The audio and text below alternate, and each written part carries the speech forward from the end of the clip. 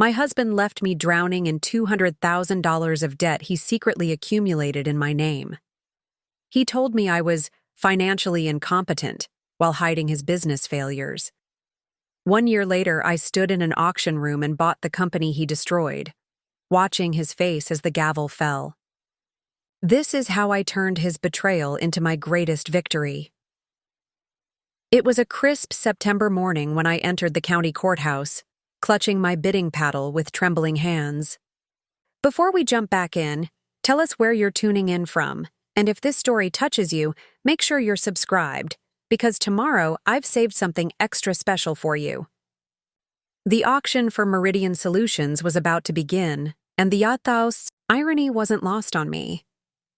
Less than 12 months ago, I had sat in this same building, tears streaming down my face as I filed for bankruptcy protection, a last resort after discovering the mountain of debt my soon-to-be ex-husband Frank had hidden from me throughout our marriage. Now I was back, not as a victim, but as a bidder. My heart pounded against my ribs as I scanned the room, freezing when I spotted him in the back corner.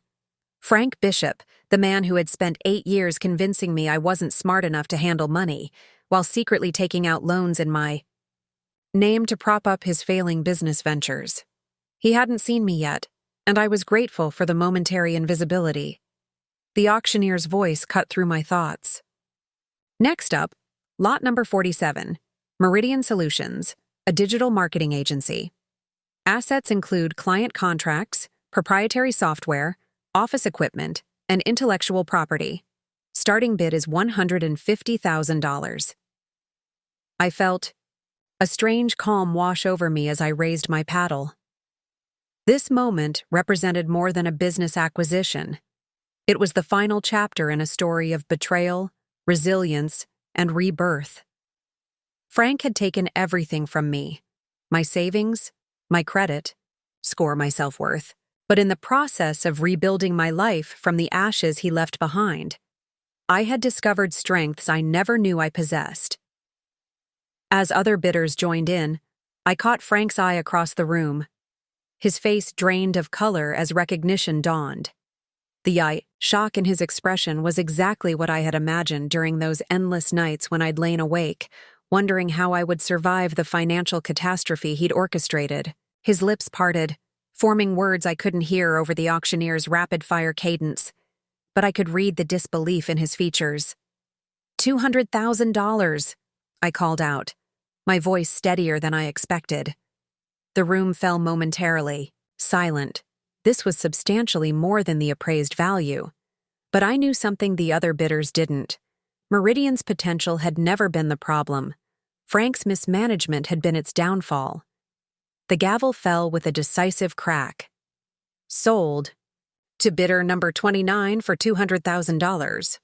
In that moment, staring across the room at the man who had once told me I would never succeed without him, I felt no vindication, no triumph, only a profound sense of coming full circle. This wasn't about revenge. It was about reclaiming what was rightfully mine. My future. As I signed the final paperwork, memories flooded back. I remembered the day we met. Frank, charismatic and confident, explaining his vision for a digital marketing agency that would revolutionize how small businesses connected with customers. I had been captivated, not just by his charm but by his apparent business acumen. He spoke the language of entrepreneurship fluently, painting pictures of success that seemed within easy reach. I had been working as a project manager at a tech company then, saving diligently for my own future. When we married 2 years later, combining our finances had seemed natural. Frank insisted on managing our money. "I deal with business finances every day," he'd said. "You focus on what you're good at." What had started as a reasonable division of labor slowly morphed into something more sinister. Questions about our accounts were met with deflection or patronizing explanations. When I expressed interest in learning more about investing, Frank laughed it off. "Honey, some people have a head for numbers and some don't. You're brilliant at other things." The gaslighting was so subtle that I didn't recognize it for what it was, every financial decision became too complicated to explain. Every time I raised concerns about our spending, I was told I didn't understand the big picture. And all the while, he was systematically destroying our financial future, taking out loans, maxing out credit cards, even forging my signature on financial documents. The day I discovered the truth remained seared in my memory. Frank had left his laptop open, and a notification had popped up, a final warning from a creditor I'd never heard of. What followed was a nightmarish scavenger hunt through our financial history, each discovery more devastating than the last. Credit card statements for accounts I didn't know existed, loan documents with my forged signature, tax returns that didn't match what I'd signed. By the time I confronted him, the damage was catastrophic. $200,000 in debt, most of it in my name alone. "You never wanted to be involved in the finances," he'd said defensively. "I was handling it. Every business has cash flow issues sometimes." When I told him I wanted a divorce, his mask slipped completely. "Good luck surviving without me," he'd sneered. "You can barely balance a checkbook. You'll be coming back, begging for help." He'd been so confident in my failure that he hadn't bothered to hide his tracks well. That sloppiness became my first advantage in the months that followed. As I walked out of the courthouse, now the official owner of Meridian Solutions, I spotted Frank waiting by my car. For a moment, I considered avoiding the confrontation, but I was done running from difficult conversations. "Rachel." He spoke my name like a question, disbelief still etched across his features. Where did you get the money to do this?" I met his gaze steadily. "You always said I didn't understand business, Frank. Turns out I just needed the right motivation. This is ridiculous. You can't seriously think you can run Meridian. You don't know the first thing about—" "I know it was generating consistent profit until you started siphoning money from the company accounts," I interrupted. "I know you lost the Westbrook contract because you failed to deliver on time 3 consecutive quarters, and I know exactly how to fix the problems you created." He stepped closer, lowering his voice. "Rachel, be reasonable. This is my company, my vision, my life's work." "It was your company," I corrected him. "Now it's mine. And unlike you, I plan to make it successful again." As I drove away, leaving Frank standing in the parking lot, I felt the weight of the past year, the tears, the sleepless nights, the paralyzing fear, begin to lift. The road ahead wouldn't be easy. Meridian was a shell of what it once had been, its reputation tarnished by Frank's mismanagement.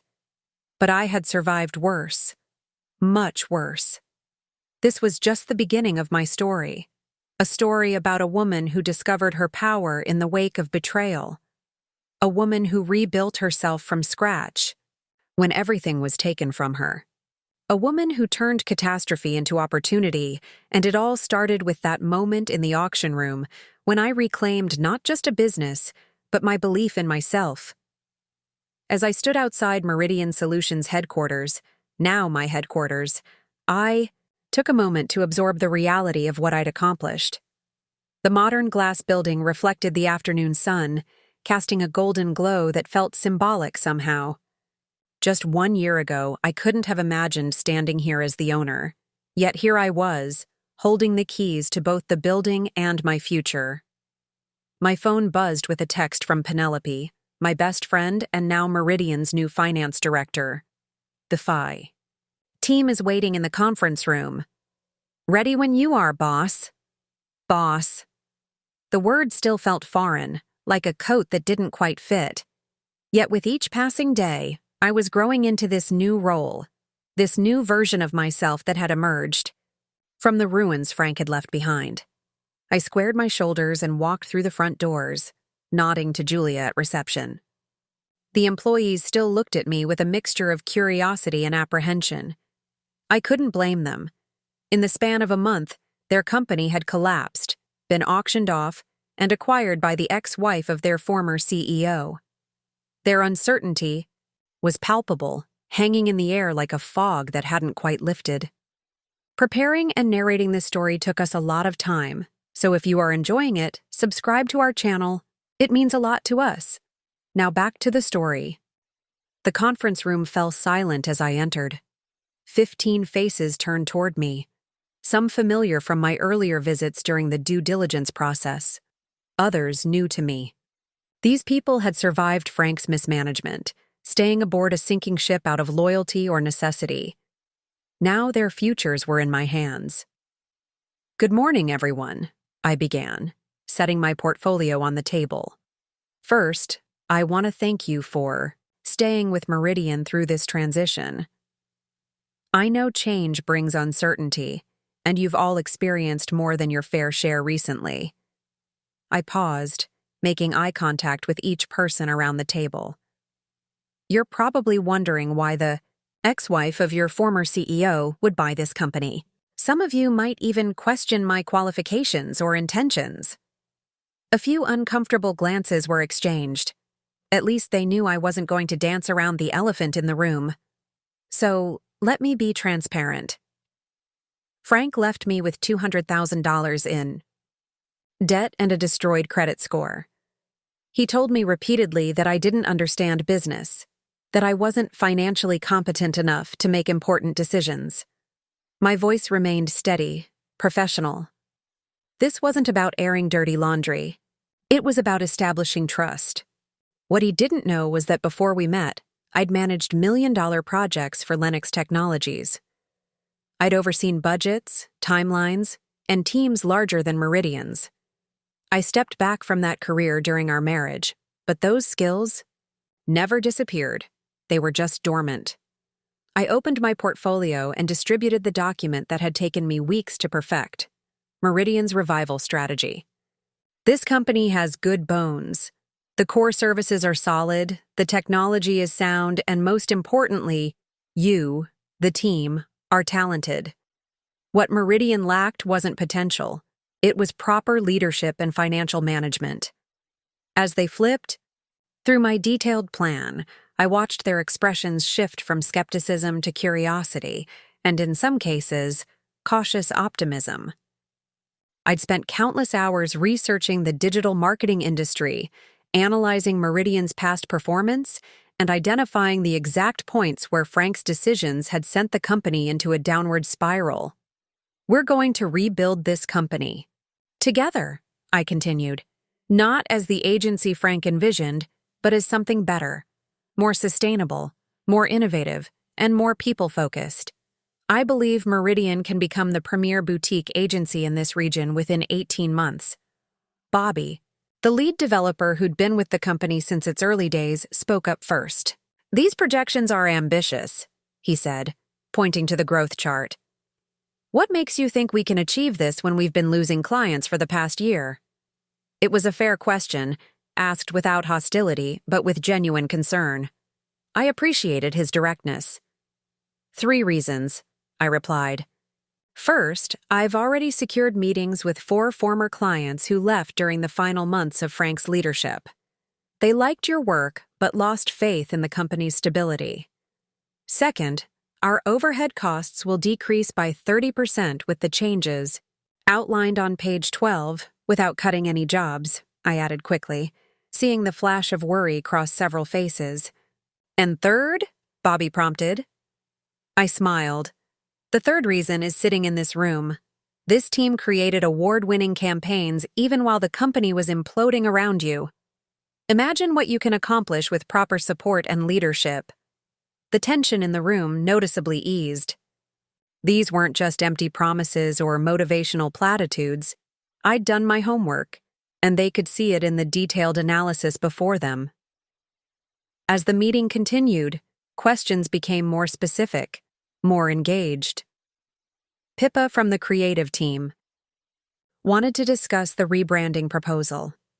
Alex from client services had thoughts on rebuilding relationships with lost accounts. By the time we wrapped up 2 hours later, the energy had transformed from cautious skepticism to cautious excitement. "Thank you all," I said as we concluded. "My door is always open. This turnaround won't happen overnight, but I believe in what we're building here." As they filed out, Penelope lingered behind. Once we were alone, her professional demeanor melted into a wide grin. "You absolutely crushed that," she said, giving me a quick hug. "Did you see their faces when you walked them through the financial restructuring?" I thought Roy was going to fall out of his chair. I laughed, feeling the tension drain from my shoulders. I was terrified they'd see right through me. "Through what? You know exactly what you're doing." Penelope had been my rock throughout this journey, from the day I'd discovered Frank's deception to the moment I'd decided to bid on Meridian. When everyone else thought I was crazy, she'd been the one person who believed in my vision. "Some days, I do," I admitted. "Other days I'm making it up as I go along. That's called leadership," she replied with a wink. "Now, are you ready for the next part? Because Donna from the bank called while you were in the meeting. The loan committee approved the operating capital." I felt a surge of triumph so powerful. It nearly took my breath away. The bank loan had been the final piece of the puzzle, the one hurdle I wasn't sure I could overcome with my credit still in recovery. "We're really doing this," I whispered, half to myself. "We really are," Penelope confirmed, "and Frank has no idea what's coming." As we walked through what was now my company, I realized something profound. Buying Meridian wasn't the end of my journey. It was just the beginning. The real victory wouldn't be in proving Frank wrong, it would be in proving myself right. 5 years earlier, my life had looked completely different. I still remember the day Frank and I moved into our Tudor-style home in Oak Ridge Heights, a picturesque suburb with tree-lined streets and meticulously maintained lawns. The real estate agent had called it our forever home, and I had believed her, envisioning holiday gatherings, children playing in the spacious backyard, and growing old together on the wraparound porch. "What do you think, Rach?" Frank had asked, wrapping his arm around my waist as we stood in the empty living room. Sunlight streamed through the bay windows, casting patterns on the hardwood floors. "Can you see us building a life here?" "It's perfect," I'd replied, leaning into him. And in that moment, it truly was. I had met Frank at a charity gala 3 years earlier. I was there representing Lennox Technologies, where I'd worked my way up from project coordinator to senior project manager over 6 years. Frank was the keynote speaker, charismatic, passionate, and full of innovative ideas about how digital marketing could transform small businesses. "The problem," he'd told the audience, "is that boutique companies are trying to compete using outdated marketing strategies. They can't match the advertising budgets of the big corporations, so they need smarter, more targeted approaches." His company, Meridian Solutions, specialized in exactly that, helping small businesses punch above their weight class in the digital marketplace. I'd been impressed by his vision and approached him after the speech to discuss potential collaborations. With Lennox, what began as a professional conversation over drinks evolved into dinner, and then into the most engaging date I'd ever experienced. Frank listened intently when I spoke about my work, asked thoughtful questions, and seemed genuinely interested in my perspectives. He was ambitious without being arrogant, confident without being cocky. Our courtship had been a whirlwind. Weekend trips to nearby coastal towns, surprise picnics in the park, late-night conversations about our dreams and aspirations. Frank talked about expanding Meridian nationwide, perhaps even internationally. I shared my goals of eventually becoming a director at Lennox, overseeing larger projects and teams. "You're brilliant at what you do," he told me one evening as we walked along the riverfront. "The way you break down complex problems, it's impressive. You've got the kind of mind that can transform an industry." His belief in me had been intoxicating. In my previous relationships, my career ambition had often been a point of contention. But Frank celebrated it, encouraged it, made me feel like my professional identity was something to nurture rather than suppress. When he proposed 6 months after we met, I didn't hesitate. The diamond ring, like everything else about Frank, was elegant and perfectly suited to my taste. We married in a small ceremony at a historic mansion, surrounded by close friends and family who toasted to our bright future together. The first year of marriage had been blissful. We rented a modest apartment while saving for a house, both working long hours but making time for each other. Frank's business was growing steadily, not the meteoric rise he'd initially projected, but solid progress that seemed sustainable. I continued excelling at Lennox, earning a substantial bonus after successfully managing the rollout of a new software platform for a major client. It was when we decided to buy a house that the first subtle shift occurred. Frank suggested pooling our finances to qualify for a better mortgage. "It makes sense," he'd explained, spreadsheets open on his laptop. "With our combined assets and my business experience, we'll be able to maximize our investment potential." It had seemed logical. Frank dealt with financial projections and business planning every day. His expertise in this area far outweighed mine, despite my project management experience. The joint accounts were established, and with that simple action, the foundation was laid for what would come later. "You know," Frank said casually one evening, about 2 months after we'd moved into the Tudor house, "you work so hard at Lennox, but they don't really appreciate what you bring to the table. Have you ever thought about other options?" I remember pausing, pasta sauce spoon in midair. "What do you mean? I just got promoted last quarter." He shrugged, taking a sip of his wine. "A promotion with what? A 6% raise? After that Harris project that brought them millions? You're worth more, Rachel." The seed was planted, and Frank continued to water it in the months that followed. Small comments about my long hours, the stress I brought home, the lack of recognition from my superiors. Simultaneously, he began talking more about Meridian's growth and his need for someone with my organizational skills. "Imagine what we could build together," he'd say, eyes alight with enthusiasm. "A power couple running a company that's truly changing the game for small businesses. No more answering to bosses who don't value you." The idea was seductive. Working alongside my husband, building something meaningful together, having more control over my schedule and contributions. When Frank officially asked me to join Meridian as operations director, I handed in my resignation at Lennox the following week. My colleagues were shocked. "You're giving up a director track position to work at your husband's startup?" My mentor Donna had asked incredulously. "Rachel, you've spent years building your reputation here. It's not just his company. It'll be ours," I'd explained, believing it with every fiber of my being. "We're going to expand it together, with my operational expertise and his vision." Donna hadn't looked convinced. "Just make sure you maintain your professional identity," she'd warned. "I've seen too many women subsume their careers into their partners' ventures, only to lose both if things go south." I'd laughed off her concern. Frank and I were different. We were equals, partners in both life and business. The transition to Meridian had been exciting at first. I implemented new project management systems, streamlined workflows, and helped reorganize the small but growing team. Frank introduced me to clients with pride, highlighting my background and expertise. For a brief, shining moment, it felt like the beginning of everything we'd dreamed about. But within 6 months, the dynamic began to change. Frank started questioning my decisions in front of employees.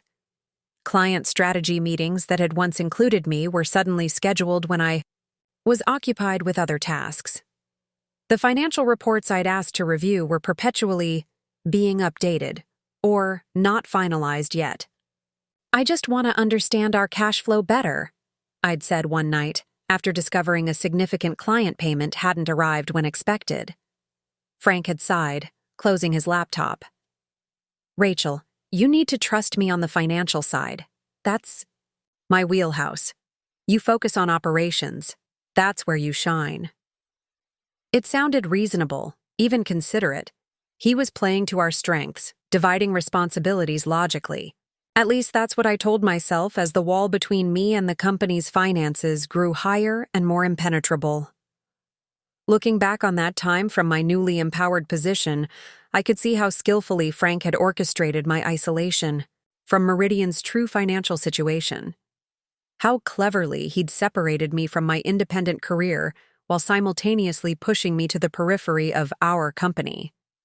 But in those early days, standing in our beautiful Tudor home with its mortgage in both our names, I had been blind to the red flags. I had trusted completely, loved wholly, and believed in the future we were building, never suspecting that the foundation was already cracking beneath our feet. The first crack in the perfect image appeared about 18 months after I joined Meridian. I was working late, finalizing a project implementation plan for a new client, a local furniture chain looking to expand their online presence. The office had emptied hours ago, but I wanted to complete the framework before meeting with the creative team in the morning. As I reached for a file on Frank's desk, I accidentally knocked over a stack of papers. While gathering them, a past due notice from one of our vendors caught my eye. The amount wasn't astronomical, around $12,000 for web hosting services, but the letter indicated it was the third notice sent. I frowned, certain I hadn't seen the previous warnings. As the operations director, all vendor communications should have crossed my desk.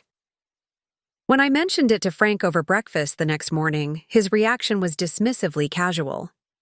"Oh, that? It's just a billing dispute," he said, not looking up from his phone. "They've been overcharging us for months. I'm handling it." "Shouldn't I be involved in vendor disputes? That falls under operations." Frank glanced up, a flicker of annoyance crossing his features before his expression softened. "It's more of a financial negotiation at this point. Don't worry about it, Rach. I've got it under control."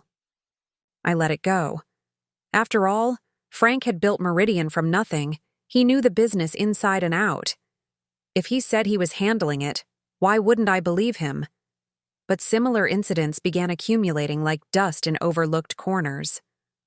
A conversation. With our lead developer revealed he hadn't received the software licenses I'd thought Frank had purchased months ago. A chance meeting with a former client at a coffee shop led to an awkward exchange when she mentioned Frank had promised a refund that never materialized. Small things, easily explained away, yet together they formed a pattern I was increasingly unable to ignore. Then came the credit card statement. I rarely checked our personal accounts anymore. Frank had taken over managing our finances completely, insisting he was streamlining our money management to save me time. But when a large purchase didn't appear on our monthly budget report, I logged in to investigate. What I found left me cold. Our credit card was nearly maxed out at $30,000 with charges I didn't recognize, expensive dinners at restaurants I'd never visited, hotel stays in cities Frank hadn't mentioned traveling to, and multiple cash advances. That night, I waited until Frank came home, the statement printed and sitting on the kitchen island between us. "What's this about?" I asked, keeping my voice steady. Frank's eyes flicked to the paper, then back to me. For a split second, something like panic crossed his face before his features rearranged into a practiced expression of mild exasperation. "Business expenses," he said simply, loosening his tie. "I've been courting some major potential clients. You know how it works. They expect to be wined and dined. On our personal credit card? And why wouldn't you tell me about these meetings?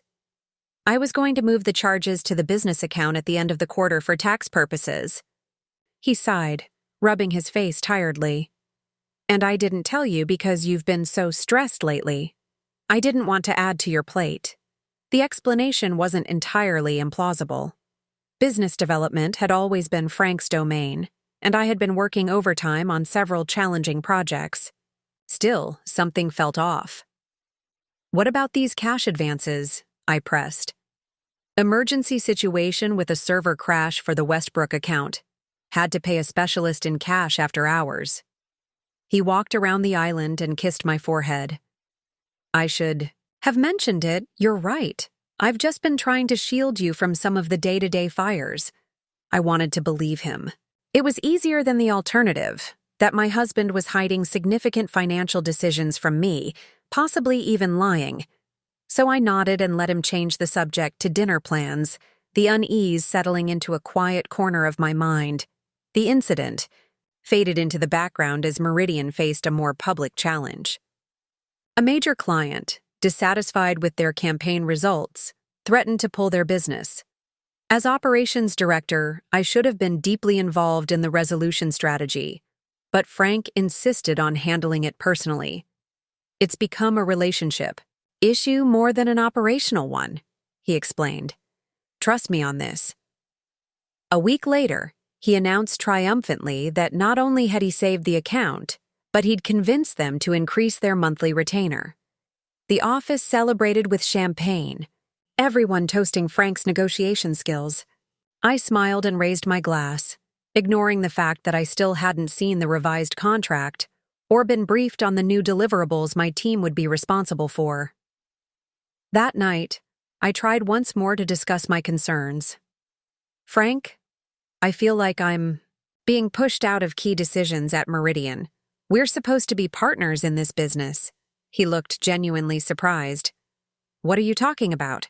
You run operations and you do it brilliantly. But I'm not included in financial discussions, client negotiations, or growth strategy anymore. When we started, you said we'd build the company together. Frank set down his wine glass and took my hands. Rachel, you're overthinking this. We each have our strengths. You're exceptional at managing projects and teams, but the financial and business development side, that's where I excel. It's about division of labor, not exclusion. His words made logical sense, yet the knot in my stomach tightened. Frank's expression was earnest, his tone reasonable, but something in his eyes didn't match, a guardedness that hadn't been there in our early days. The most troubling incident came 3 months later, when I overheard Frank on the phone in his home. Office door slightly ajar. His voice was low, urgent in a way I rarely heard. Listen, I need another extension. Yes, I know what I promised, but the funds aren't liquid yet. No, she doesn't know, and she's not going to. Just give me until the end of the month.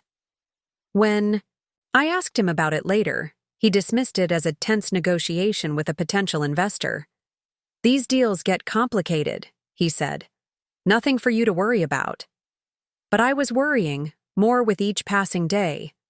The Frank I knew, or thought I knew, had always been transparent, had valued my input, had treated me as an equal. This new Frank kept secrets, dismissed my concerns, and increasingly made me feel like an employee rather than a partner. I began paying closer attention to the subtle shifts in our relationship, both at home and at work. The way Frank would change. The subject when I asked about certain clients. The growing frequency with which he'd step out to take calls in private. The small inconsistencies in his explanations for late nights at the office. These weren't dramatic red flags waving in a storm. They were soft warning bells chiming just at the edge of hearing. Easy to dismiss individually, increasingly impossible to ignore collectively. Still, I wasn't prepared for what was coming. No collection of small warning signs could have adequately prepared me for the truth that was about to shatter everything I thought I knew about my marriage, my husband, and my future. As months passed, the distance between Frank and me expanded like a slow-growing chasm. What had once been a partnership of equals gradually transformed into something I barely recognized. The shift wasn't dramatic. There was no single moment when everything changed, but rather a slow erosion of trust, transparency, and respect. At Meridian, my role became increasingly ceremonial.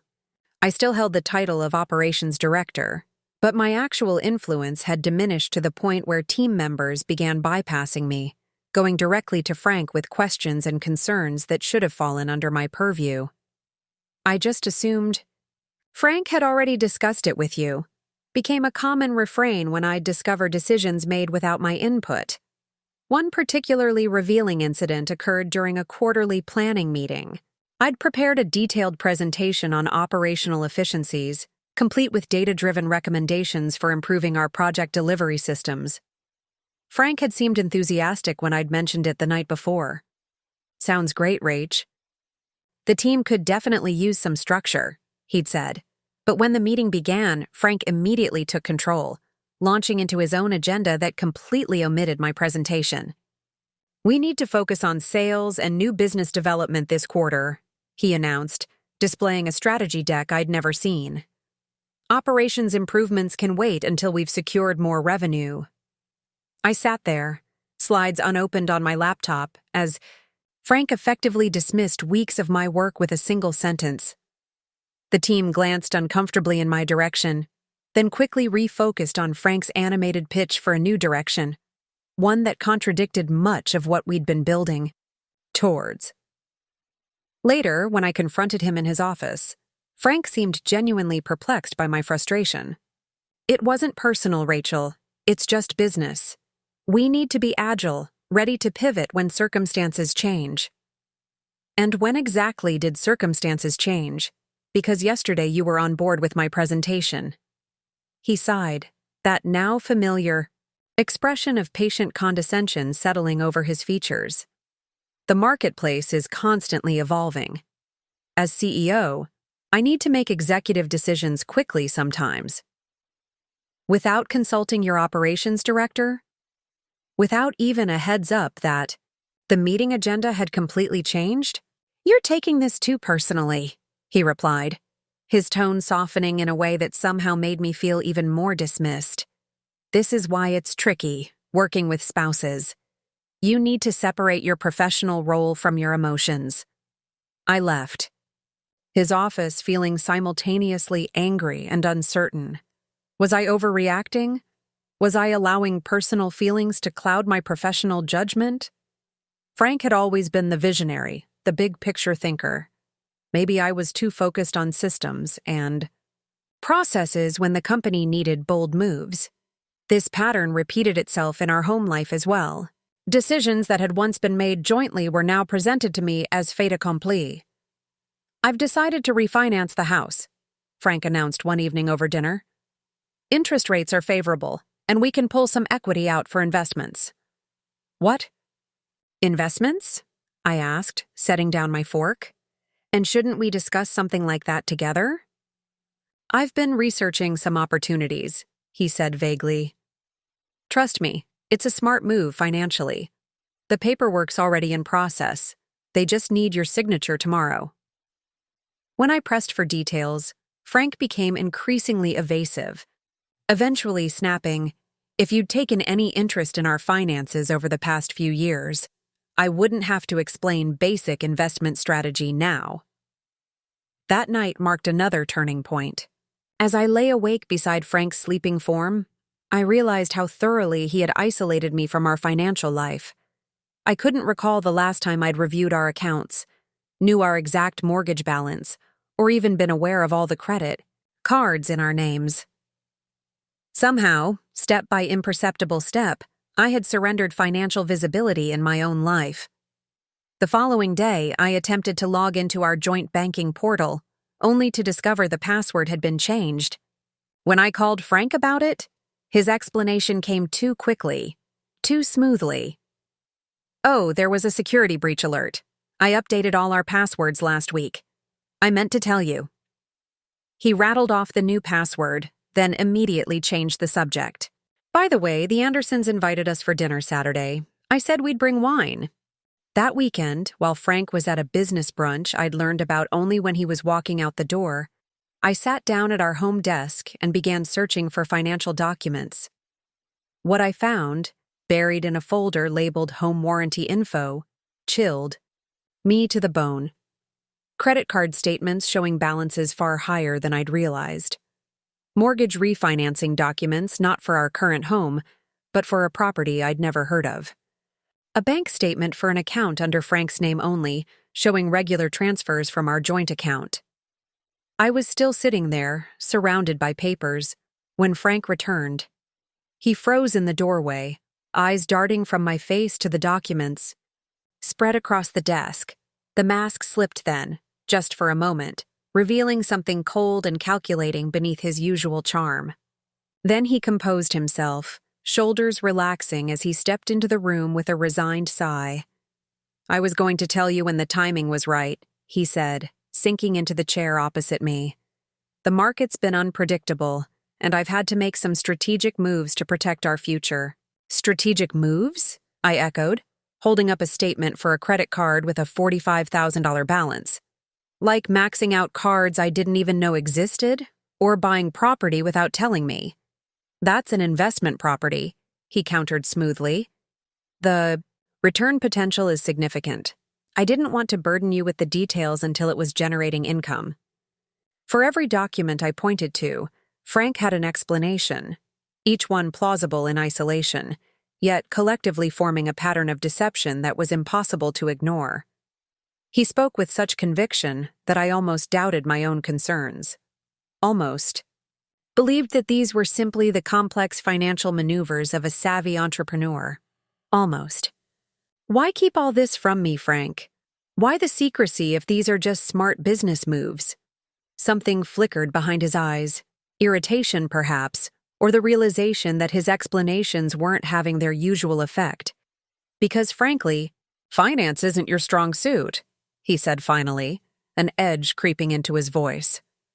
"You're brilliant at many things, Rachel, but business finance isn't one of them. I've been trying to shield you from the stress of these decisions." The condescension in his tone crystallized something inside me. This wasn't protection, it was control. This wasn't a partnership. It was a power dynamic where Frank held all. The cards, quite literally, in the case of the credit accounts. As I sat across from my husband, surrounded by evidence of his systematic deception, I realized we had evolved into something unrecognizable from the couple who had once shared dreams and ambitions. He had become a stranger wearing my husband's face, and I had become someone I never thought I'd be. A woman deliberately kept in the dark about her own life. What I didn't know then was that this discovery was merely the tip of an iceberg. The full extent of Frank's financial manipulation remained hidden beneath the surface, waiting to completely upend my world. The house felt unusually quiet the morning everything changed. Frank had left early for a crisis meeting with a client, something that had become increasingly common. I sat at our kitchen island, coffee growing cold as I stared at the business card in my hand. Donna Lambert, financial investigator. My former mentor from Lenox had referred me to her after I'd called in tears the previous evening. "If what you suspect is true, you need professional help, Rachel," Donna had said firmly. "This goes beyond Marshall problems. This is potentially financial abuse." Financial abuse. The term had jolted me. Was that what this was? The systematic way Frank had isolated me from our finances, the gradual erosion of my decision-making power, the constant undermining of my financial competence, it had a name. I had only stepped away for a moment when I heard it, the distinctive ping of Frank's email notification coming from his iPad that he'd uncharacteristically left on the counter. In the 3 years we'd been married, Frank had never left his devices unlocked and unattended. His password protection was a running joke between us. Or at least it had been, back when such things still felt like loving quirks rather than red flags. I hesitated, my hand hovering over the device.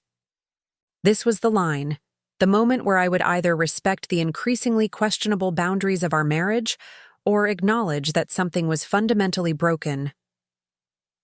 The screen showed an email from M. Wagner Collection Services with the subject line, "Final notice before legal action." My finger tapped the notification before I could second-guess myself. The email loaded, its contents terse and alarming. "Mr. Bishop, this is our final attempt to resolve this matter outside of court.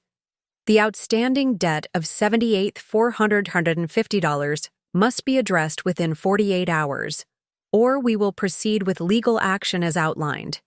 In previous communications, the loan was taken out in both your name and Rachel Bishop's, making you jointly liable." My vision blurred as I scrolled through the email chain, revealing a history of increasingly urgent demands for payment on a loan I had never known about, much less agreed to. Attached was a loan document bearing what appeared to be my signature, a Y signature I had never provided. With shaking hands, I began searching through Frank's email, uncovering a nightmare that had been unfolding behind a carefully constructed facade. Dozens of creditor communications, threatening letters from vendors, an eviction notice for a property I'd never heard of, and most disturbing of all, communications with a private detective agency regarding asset concealment strategies. When the front door opened 3 hours later, I was waiting in the living room, surrounded by printed copies of everything I'd found. Frank's laptop, which I'd also searched, sat open on the coffee table beside me. His expression when he saw me told me everything I needed to know. There was no surprise at being discovered, only calculation, the look of a man measuring his options, deciding which version of himself to present. "You went through my private emails," he said, setting down his briefcase.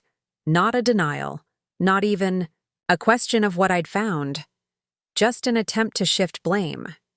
"You forged my signature on loan documents," I replied, my voice steadier than I felt.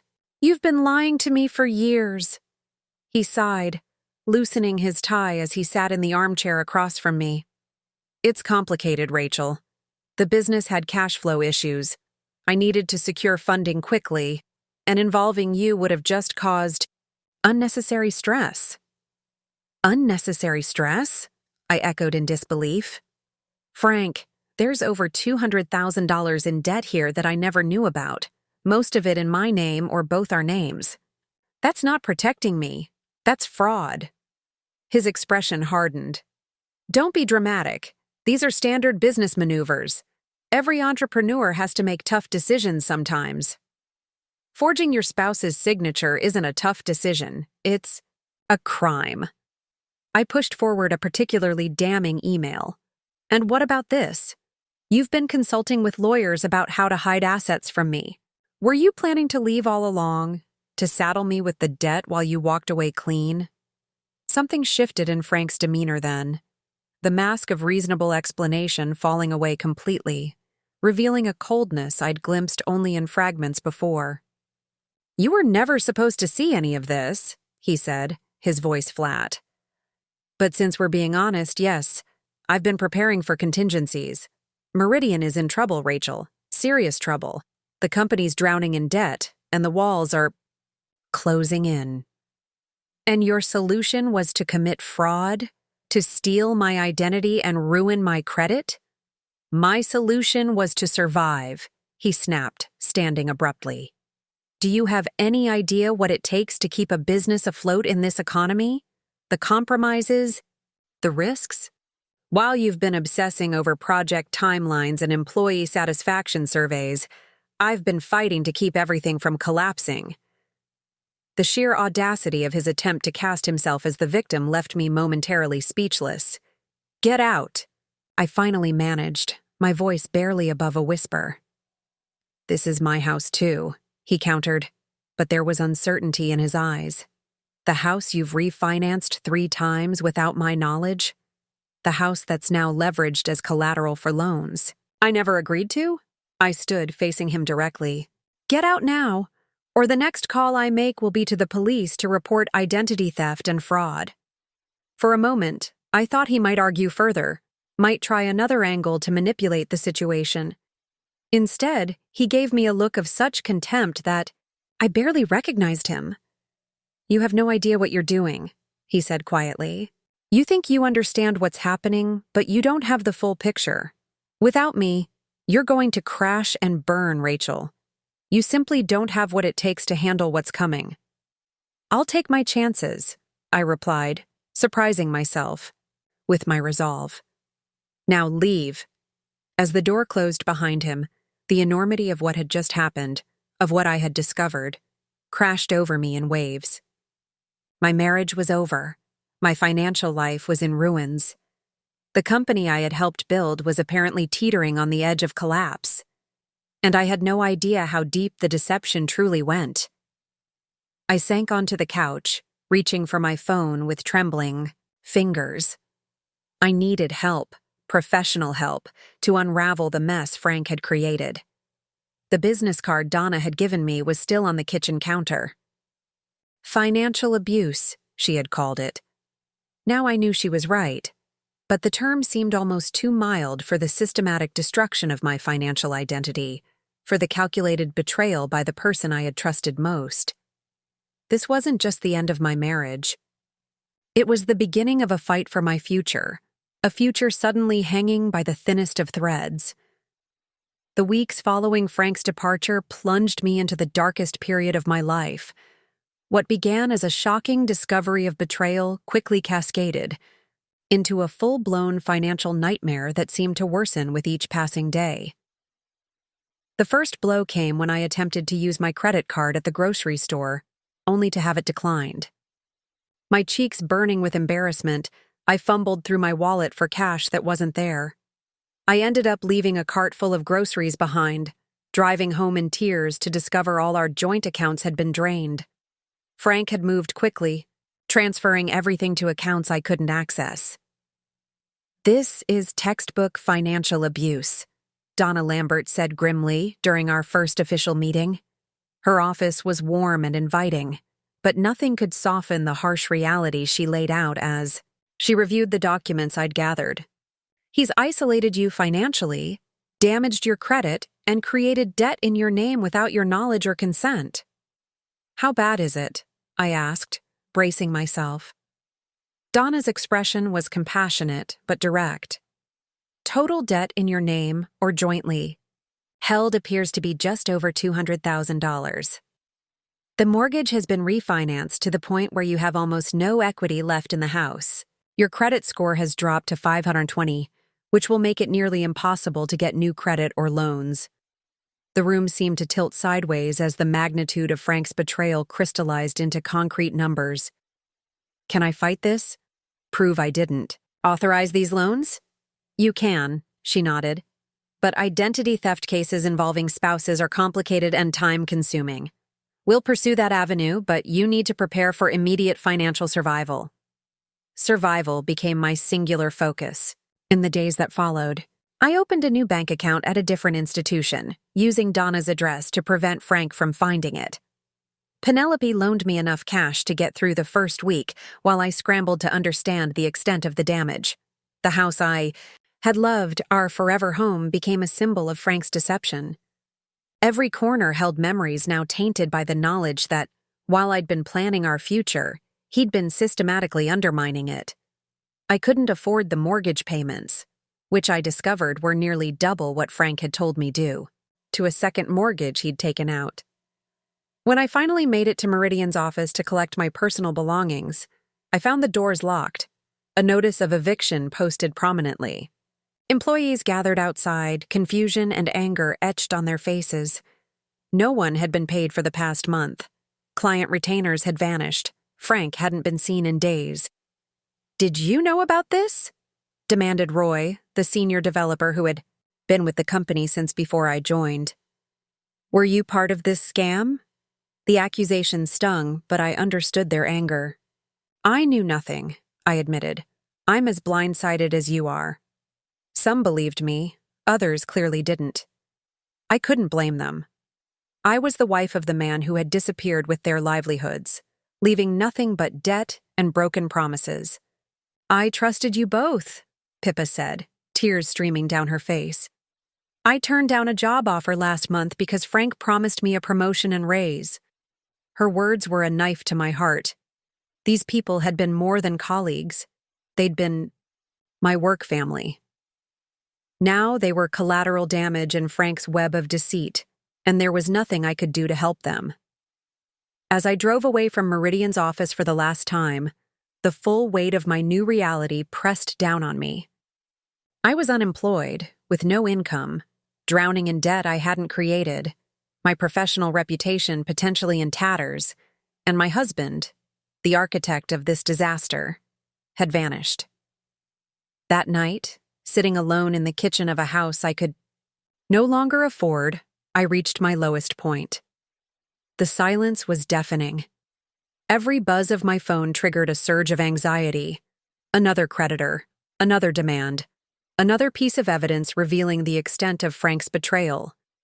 Sleep became elusive, meals forgotten. I moved through the days in a fog of disbelief and despair. "You need to file for bankruptcy," my attorney advised during a consultation that cost money I didn't have. Chapter 7 would give you a fresh start, wipe out most of this unsecured debt. And my credit? My reputation? Both will take a significant hit, she acknowledged. But they're already damaged. This gives you a pathway forward. Forward. The word seemed absurd when I couldn't see beyond surviving the next day, the next bill, the next humiliating conversation with a collection agency questioning charges I'd never made. I put the house on the market, knowing a short sale was likely the best outcome I could hope for. Each showing felt like an invasion, strangers walking through the ruins of the life I'd thought I was building. When an offer came in far below market value, I had no choice but to accept it. The alternative was foreclosure. Moving day brought its own special kind of pain. I'd rented a tiny one-bedroom apartment, all I could afford and all I could get approved for with my devastated credit score. As I packed up what remained of my life, I found myself sorting through physical remnants of my relationship with Frank. Wedding photos, anniversary cards with promises of forever. The business plan we'd drafted together in the early days of our marriage, full of shared dreams and ambitions. In a moment of raw emotion, I gathered everything connected to Frank and our marriage and stuffed it into a garbage bag. Then I sat on the floor of our empty living room and wept, not for the loss of Frank, but for the loss of the woman I had been. Confident, trusting, accomplished. She seemed like a stranger now, her certainties destroyed, her professional identity in shambles, her future a terrifying blank. The bankruptcy filing was perhaps the most humiliating moment of all. Sitting in a sterile government office, detailing every asset, every debt, every financial decision, including the many made without my knowledge or consent, the court-appointed trustee's expression remained neutral, but I imagined judgment in every question, every note taken. "Ms. Bishop, are you currently employed?" "No," I admitted. "The company where I worked, my husband's company, collapsed when he left." "And you have no other income?" "I'm looking for work, but—" My voice trailed off. How could I explain that every job application felt like another opportunity for rejection? That the thought of explaining my situation to potential employers filled me with paralyzing dread?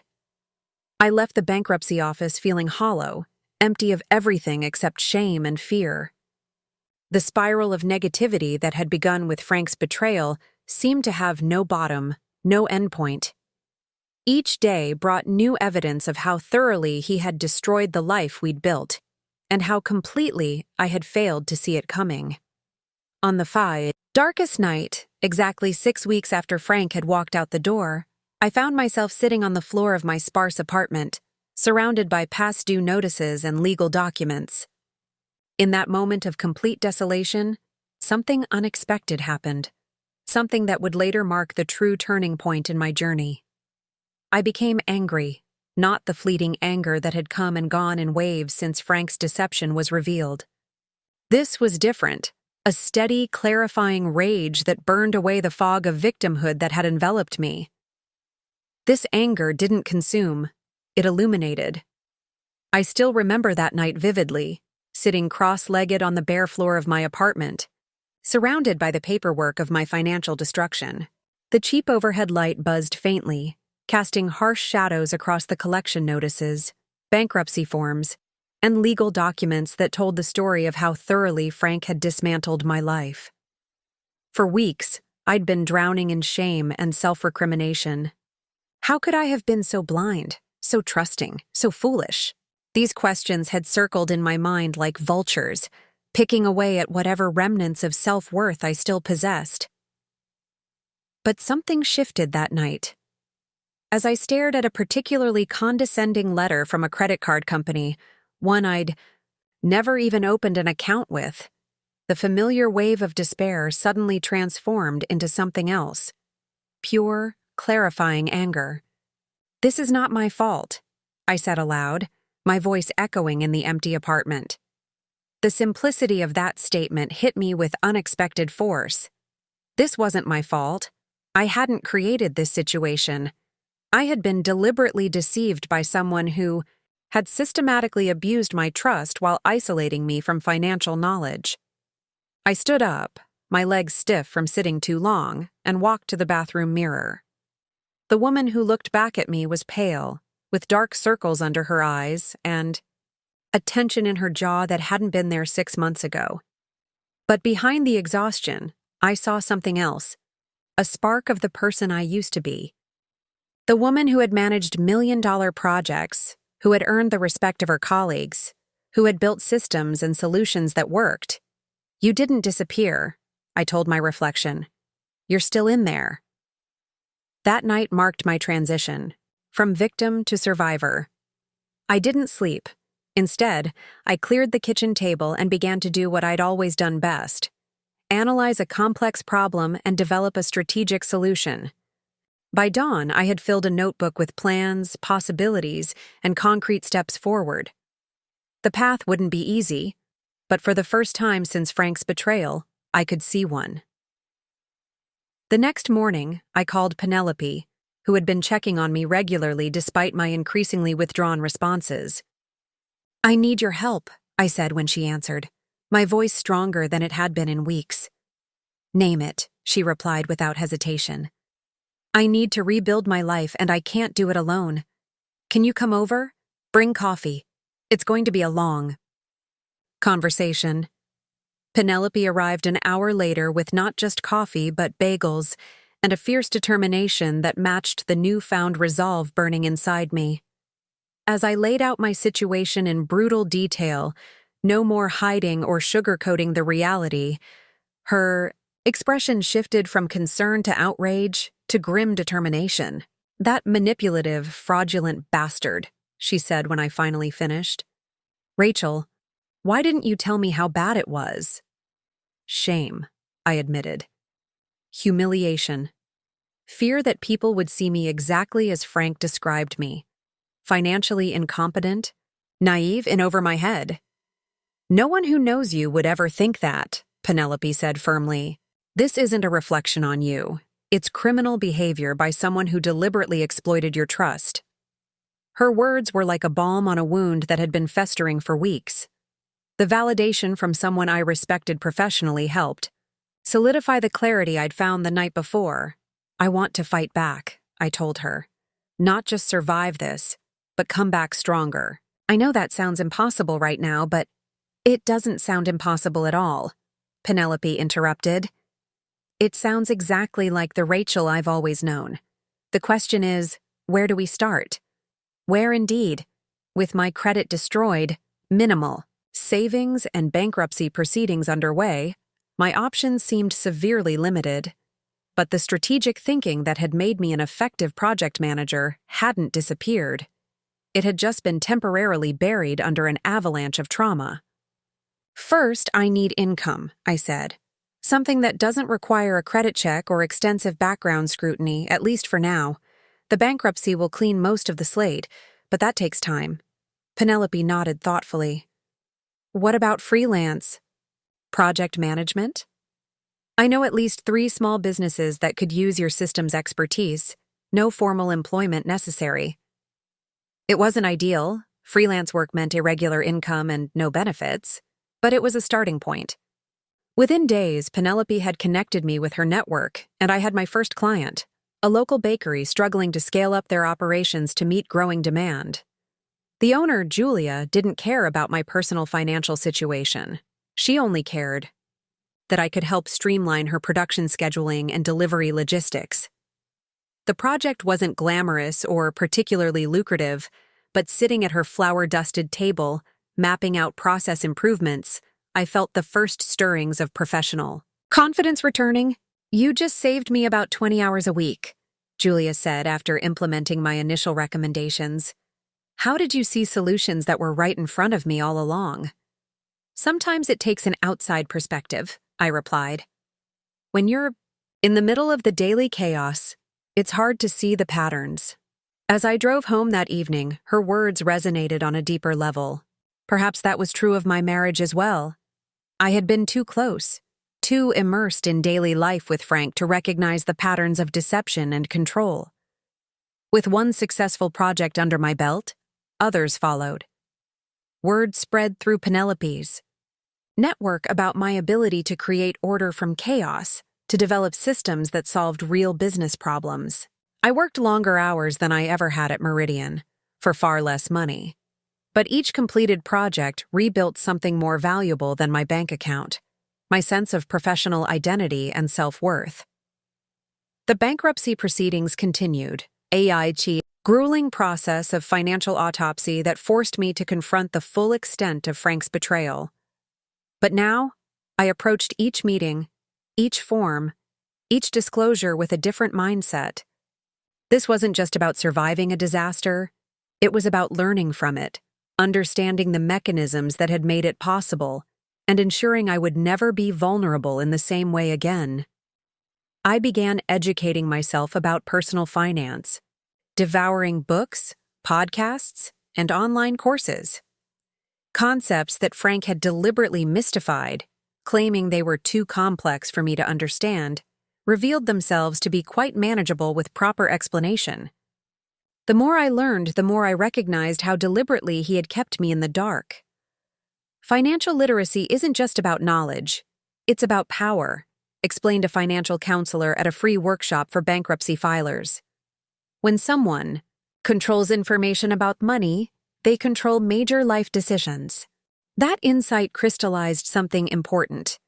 Frank's financial abuse hadn't been just about the money itself, but about power and control. By excluding me from our financial reality, he had effectively removed my agency in our shared life. 3. Months after my night of clarity, I sat in a coffee shop with Penelope, reviewing my progress. The freelance work had stabilized into something resembling a consistent income. The bankruptcy court had discharged most of the fraudulent debt, though my credit remained in shambles.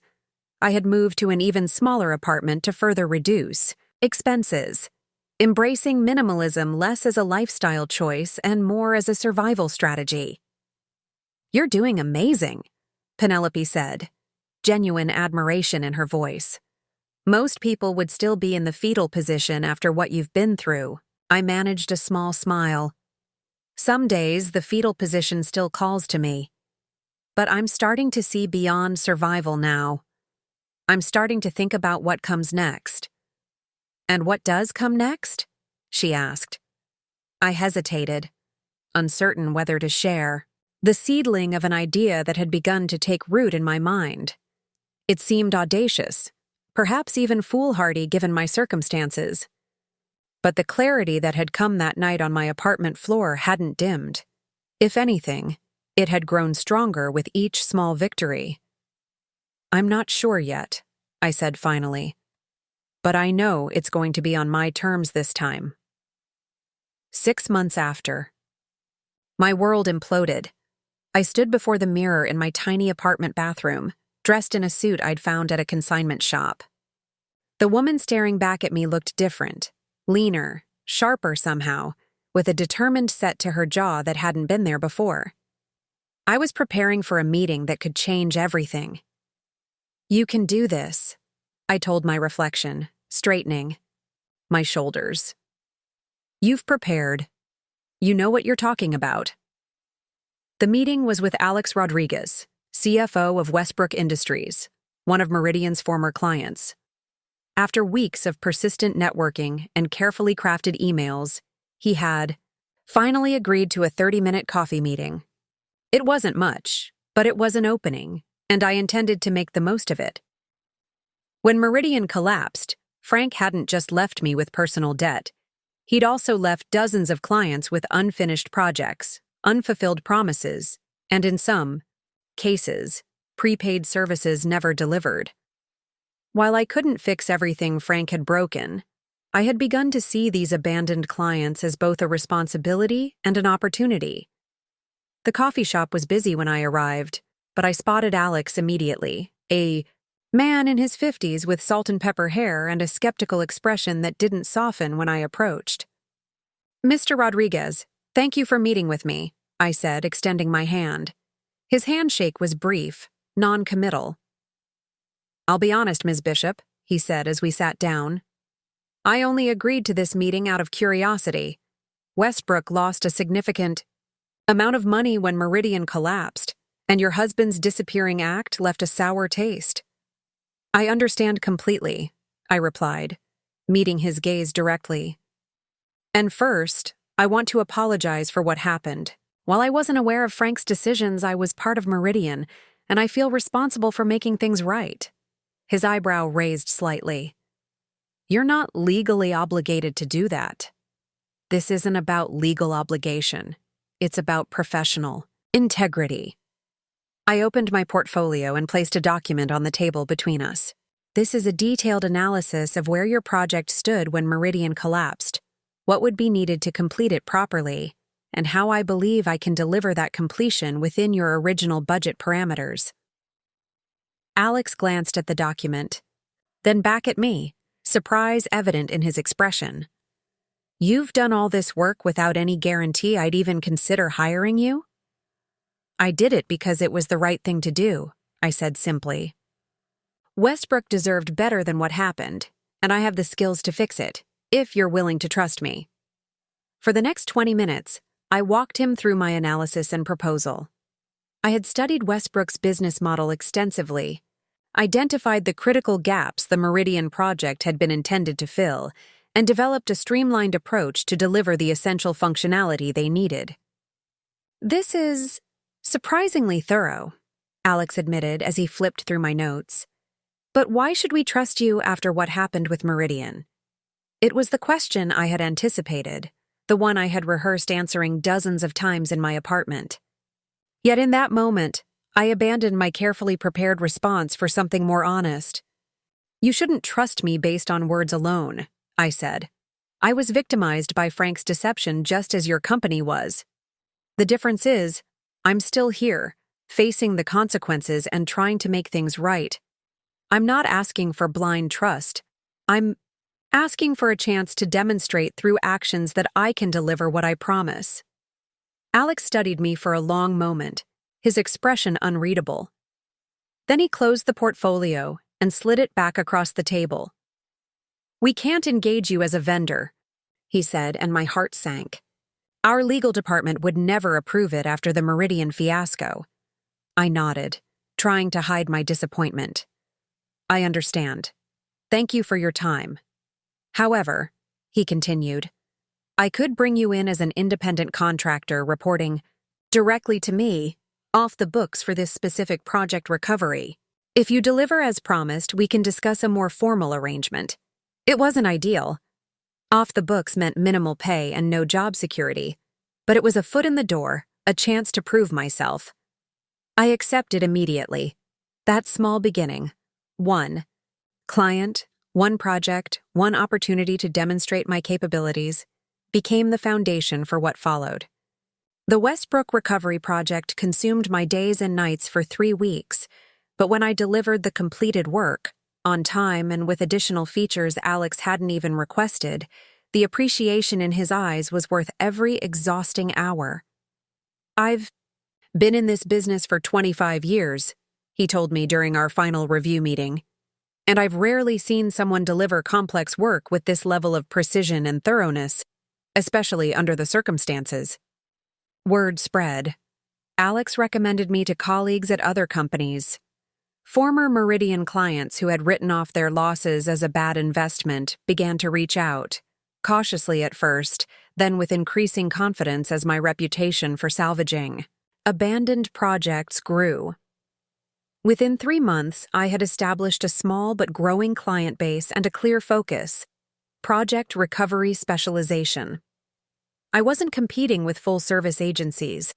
I was filling a specific niche, helping companies restore value from technology investments that had gone sideways, whether through mismanagement, scope creep, or vendor collapse. My apartment's second bedroom transformed into a home office, where sticky notes and whiteboards covered the walls with project timelines and system diagrams. I invested my limited funds carefully, prioritizing the tools and software that would make me more efficient rather than luxuries like new clothes or furniture. The bankruptcy discharge finally came through, removing the worst of the fraudulent debt Frank had created. My credit remained severely damaged, but at least I was no longer drowning. Each small client payment helped me build a modest financial cushion, the beginnings of security after months of constant precarity. This period wasn't just about professional rebuilding. I was also reconstructing my sense of self, separate from the identity I'd held as Frank's wife and partner. I joined a support group for survivors of financial abuse, where shared stories helped me understand that what had happened wasn't unique. To me, it was a recognized pattern of control and exploitation. The hardest part, shared Farah, another woman in the group, is that financial abuse doesn't leave visible bruises. People don't understand why you let it happen or why you didn't see the signs. Her words resonated deeply. The invisible nature of financial abuse had made it difficult to explain to others, and even harder to process myself. The support group gave me language for my experience and validation that I wasn't alone. With each client I helped, each invoice I sent, each project I successfully completed, I reclaimed a piece of my professional identity. The work itself became therapeutic, concrete problems I could solve, systems I could organize, deliverables I could control. Unlike the swirling chaos of my personal life, these projects had clear parameters and measurable success criteria. One particularly meaningful milestone came when I hired my first subcontractor, Bobby, the former lead developer from Meridian, who had initially questioned whether I'd been complicit in Frank's schemes. When a client project required technical expertise beyond my capabilities, I reached out to him hesitantly, unsure if he would even take my call. "I owe you an apology," he said immediately when we connected. "I blamed you for Frank's actions, because you were the easiest target." That wasn't fair. His willingness to collaborate marked a turning point. I wasn't just surviving anymore. I was building something new from the ashes of what Frank had destroyed. As my first year of independence drew to a close, I sat at my makeshift desk, reviewing my modest but growing client list and the steadily increasing balance in my business account. The journey had been grueling, filled with setbacks, sleepless nights, and moments of doubt. But the foundation I had built felt solid in a way my life with Frank never truly had. What I didn't realize then was that Frank's shadow had not yet fully receded from my life. His final act of destruction and my most audacious response still lay ahead. The first anniversary of my financial liberation, the day I'd discovered Frank's deception and shown him the door, passed without fanfare. I was too busy to commemorate it, working late into the night on proposals for 2 potential new clients. What once had been a one-woman operation run from my apartment was evolving into something more substantial. Phoenix Recovery Solutions, read the new business cards. I'd finally allowed myself to order. The name had come to me during a rare moment of downtime, a simple metaphor for both my personal journey and the service I provided to clients.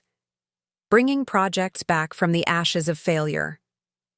My client roster had grown to include 15 companies, ranging from small local businesses to 2 mid-sized corporations. While the work remained challenging, each failed project presented unique complications. I had developed a methodology that consistently delivered results. The word-of-mouth referrals had become my primary source of new business. "I need more help," I admitted to Penelope over lunch. "I'm turning down work because I can't handle the volume." "That's called success," she reminded me with a smile. "Embrace it." Taking that leap, from solo practitioner to employer, required both practical and psychological shifts. I had to believe in my business model enough to invest in its growth, to trust that the momentum I'd built would continue. After Frank's betrayal, trust of any kind didn't come easily, but the numbers didn't lie. My spreadsheets showed consistent revenue growth month over month. Client satisfaction surveys reflected overwhelmingly positive feedback. The market need for my specialized recovery services wasn't diminishing. If anything, it was expanding as more companies invested in digital transformation initiatives that frequently went off the rails. I signed a lease on a small office space. Nothing fancy, just a 2-room suite in a building housing various professional services. Having a physical address rather than a P.O. box lent Phoenix Recovery Solutions the legitimacy needed to pursue larger clients. Bobby, who had been working with me as a contractor, became my first full-time employee. Pippa, the talented designer, from Meridian, joined shortly thereafter. Seeing their email signatures with the Phoenix Recovery logo filled me with a complex mixture of pride and responsibility. These people were entrusting their livelihoods to me, a trust I vowed never to betray. "We need proper project management software," Bobby pointed out one afternoon as we juggled multiple client deadlines. "These spreadsheets worked when it was just you, but we're outgrowing them." He was right, of course. The makeshift systems I developed were buckling under the increased workload, but investing in enterprise software meant a significant financial commitment, something that still triggered anxiety given my history. "Let me research options," I said, pushing past the discomfort. "We'll implement something before the end of the month." This became the pattern of growth, identifying bottlenecks, making strategic investments, developing more sophisticated systems as the business expanded. Each step forward required confronting the lingering financial trauma Frank had left me with, the instinctive fear that accompanied any significant expenditure or commitment. The turning point came with a call from Alex Rodriguez at Westbrook, the client who had given me my first chance. "Rachel, we have a situation," he began without preamble. "The implementation firm handling our enterprise resource planning system just went bankrupt midway through deployment.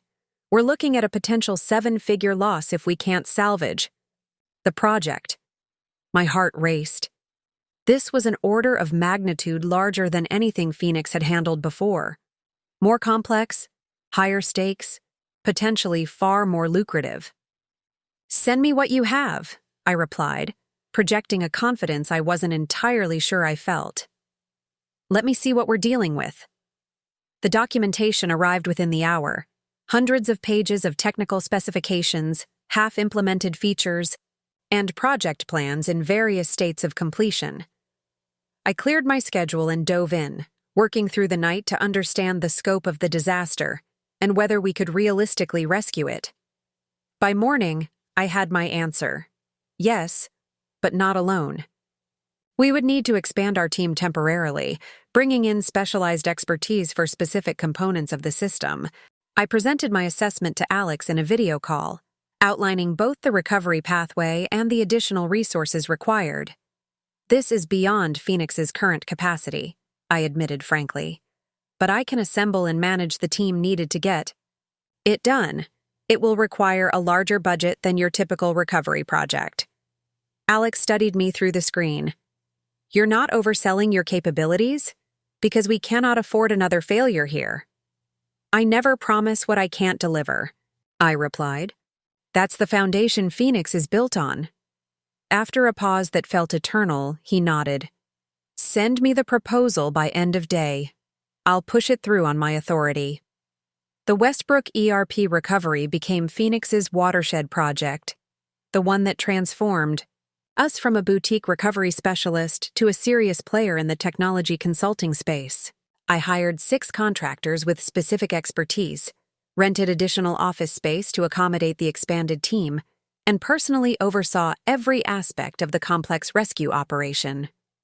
For 3 months, I worked 16-hour days, pushing myself harder than I ever had before. The technical challenges were immense, the stakeholder management even more demanding. Corporate politics and competing priorities threatened to derail our efforts at every turn. But we delivered. The system went live with core functionality intact, saving Westbrook millions in potential losses and preserving years of implementation work. When the final module passed testing, the entire Phoenix team, permanent and temporary members alike, gathered for a champagne toast. "To Rachel," Bobby proposed, raising his glass, "who taught us all that setbacks are just setups for comebacks." The room echoed with agreement, and for a brief moment, I allowed myself to fully absorb what we had accomplished. Not just with the Westbrook project, but with Phoenix itself, a company built from nothing, fueled by determination and expertise, rather than outside investment or inherited advantages.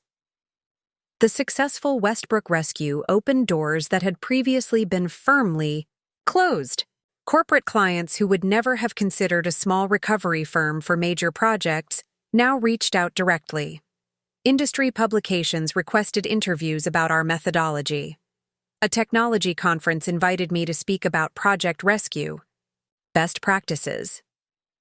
Phoenix Recovery Solutions was no longer just surviving, it was thriving.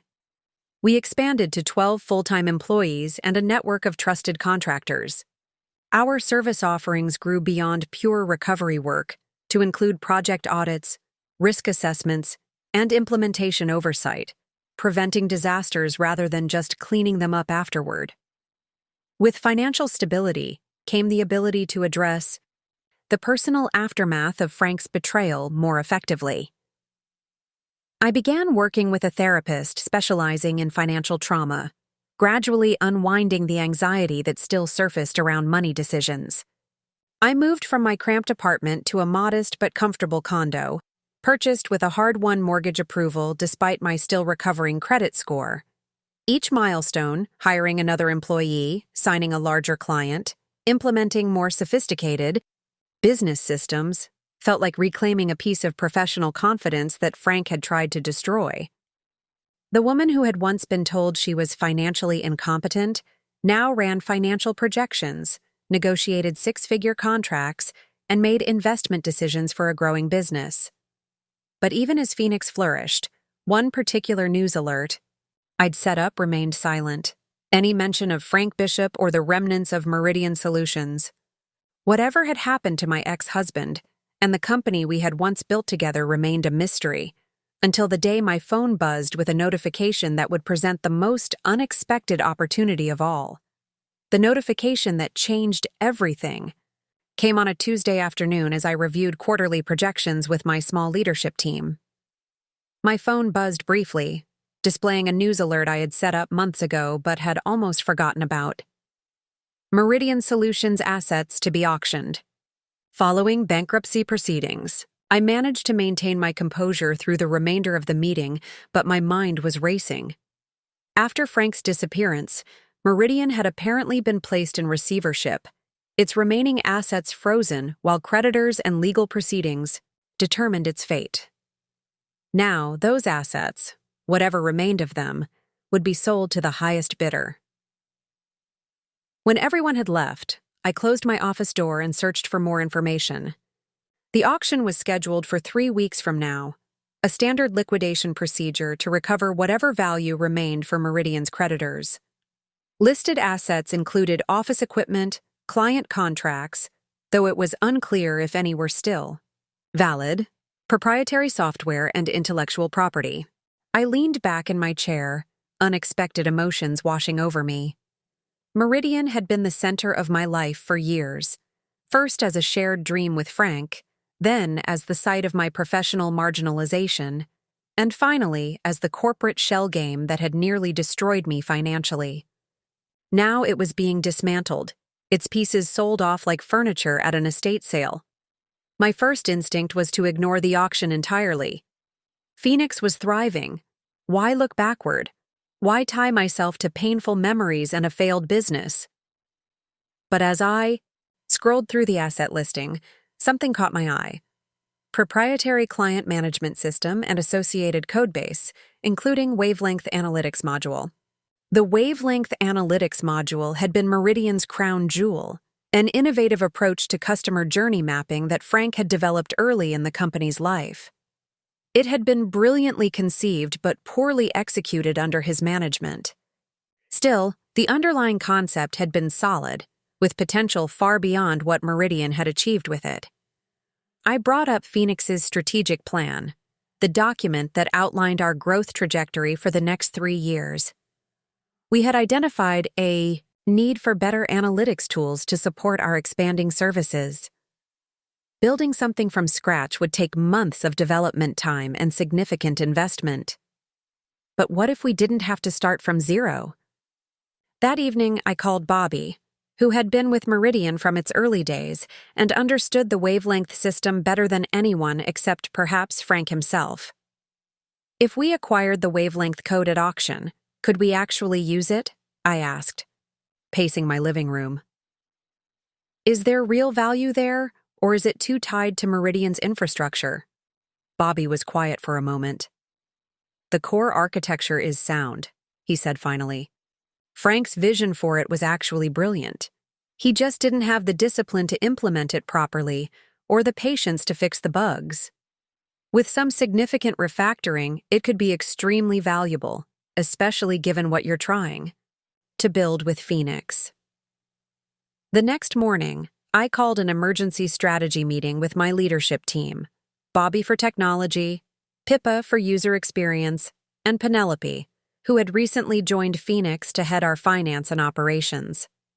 I'm considering bidding on Meridian's assets at the upcoming bankruptcy auction, I announced without preamble. Specifically, the wavelength analytics system. The room fell silent. They all knew my history with Meridian, understood the complicated emotions tied to anything connected with Frank and my former life. This isn't about sentimentality or revenge, I continued, addressing the unspoken concerns. This is about strategic acquisition. Wavelength could accelerate our product roadmap by at least 6 months if we can successfully integrate and improve it. Bobby nodded slowly. Technically, it makes sense. But Rachel, are you sure you want to tie Phoenix to anything connected with Meridian? With Frank? It was the central question, the one I'd been asking myself since seeing the auction notice. Was I allowing emotions to cloud my business judgment? Was this a strategic opportunity or a psychological trap? I spent too long allowing Frank to control my financial and professional life, I replied. I won't give him power over Phoenix's strategic decisions as well. If wavelength is valuable, we should pursue it, regardless of its origins. Over the following week, we conducted a thorough analysis. Bobby reviewed the technical documentation available through the bankruptcy filing. Penelope prepared financial projections based on different acquisition and integration scenarios. I consulted with our attorney about potential liabilities or encumbrances. The more we examined it, the clearer the opportunity became. Wavelength wasn't just a useful tool, it could be transformative for Phoenix, allowing us to offer predictive analytics alongside our recovery services. The data-driven insights would position us as thought leaders rather than just skilled implementers. 2 weeks before the auction, I gathered the team again to present our formal acquisition strategy. Here's what we know, I began, bringing up the first slide of my presentation. The bankruptcy trustee values the Meridian assets at approximately $150,000 total. The wavelength system represents roughly 1/3 of that value according to their assessment.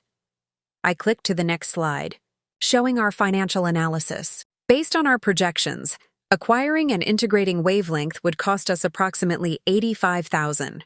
$50,000 for the acquisition if bidding goes as expected, plus $35,000 for integration and enhancement.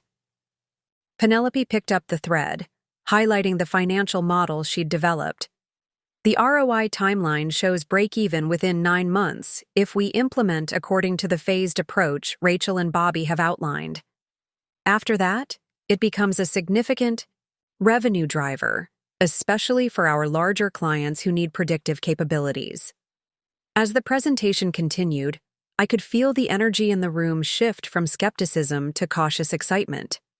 This wasn't just about acquiring a piece of software, it was about accelerating Phoenix's evolution from a recovery specialist to a full-spectrum technology consultancy.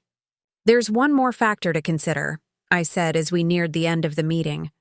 "Frank may show up at this auction. If he does, and if he recognizes what we're doing, he might try to prevent us from acquiring Wavelength, either out of spite or because he recognizes its value." The room fell silent again, the mention of Frank's name still carrying emotional weight even after all this time. "So, what's our strategy if that happens?" Bobby asked finally. I smiled, bringing up the final slide of my presentation, a detailed bidding strategy with contingencies for various scenarios. "We'll be prepared," I said simply, "for whatever and whoever we might encounter at that auction." As the team filed out, energized by our plan, Penelope lingered behind. "This isn't just business for you," she said quietly. "It can't be." I considered denying it, insisting that my interest was purely strategic. But Penelope deserved better than that. "No," I admitted. "It's not just business, but that doesn't mean it isn't the right business decision." She nodded, understanding. "Just be sure you know which one you're acting on when you're in that auction room." Her words stayed with me in the days that followed as we refined our strategy, secured financing, and prepared for every contingency we could imagine. The line between strategic vision and personal vindication was perhaps thinner than I wanted to admit, but I was determined to make this decision with clear eyes and sound judgment. Wavelength would be valuable to Phoenix. That much was objectively true.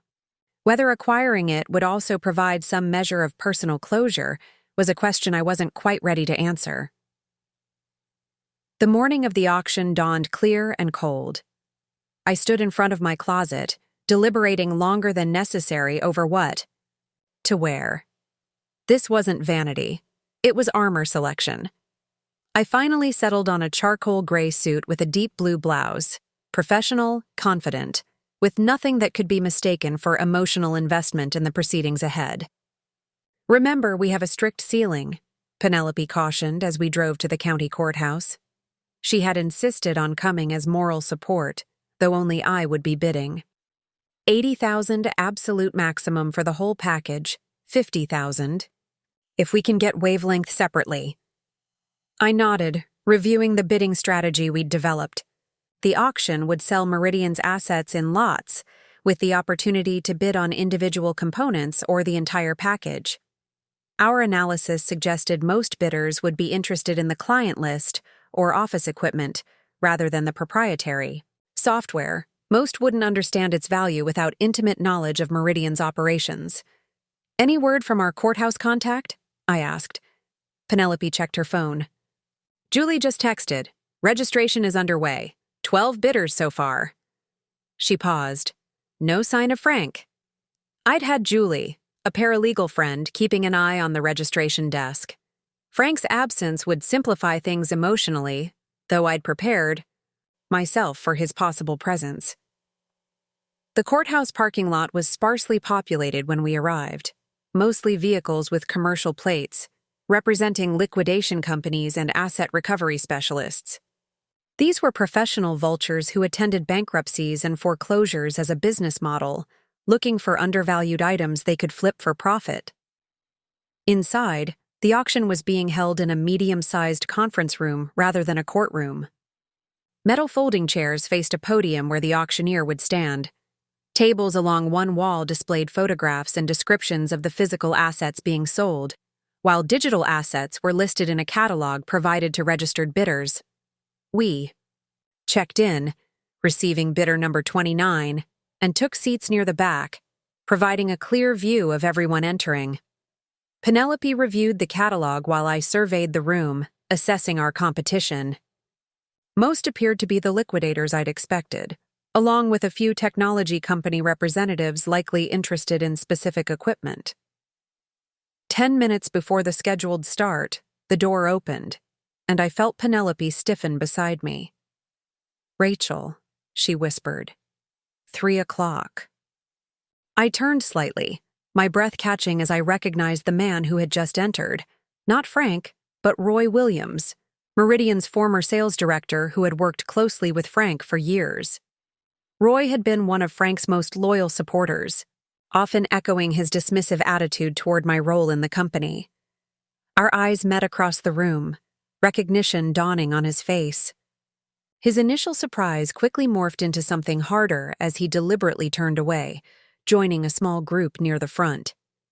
"He's not here for office furniture," Penelope murmured. "No," I agreed. "He's here for wavelength." This complicated things. Roy understood the software's potential as well as anyone. If he was bidding, likely with backing from investors, our carefully calculated price ceiling might not be enough. Before we could discuss further, the auctioneer called the room to order, and the proceedings began. The first lots, office furniture, computer equipment, and miscellaneous supplies, sold quickly, mostly to the liquidation specialists. I remained still, bidding paddle untouched in my lap. Next up, Lot 17, Meridian Solutions client list and associated contract documentation. Starting bid $5,000. Several paddles went up immediately. This was a potentially valuable asset. Even expired contracts provided pathways to new business development. The bidding quickly escalated to $12,000 before settling. I remained motionless, focused on our primary target. Lot 18, Meridian Solutions proprietary software assets, including content management system, client portal framework, and wavelength analytics module. Starting bid $10,000.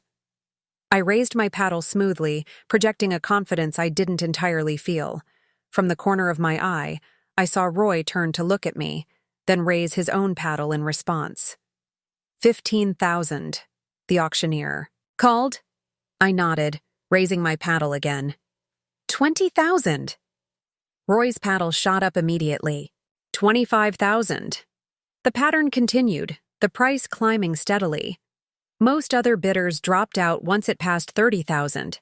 This specialized software held little value for general buyers. Soon it was just Roy and me, the bids increasing, in $5,000 increments. At $45,000, I hesitated momentarily.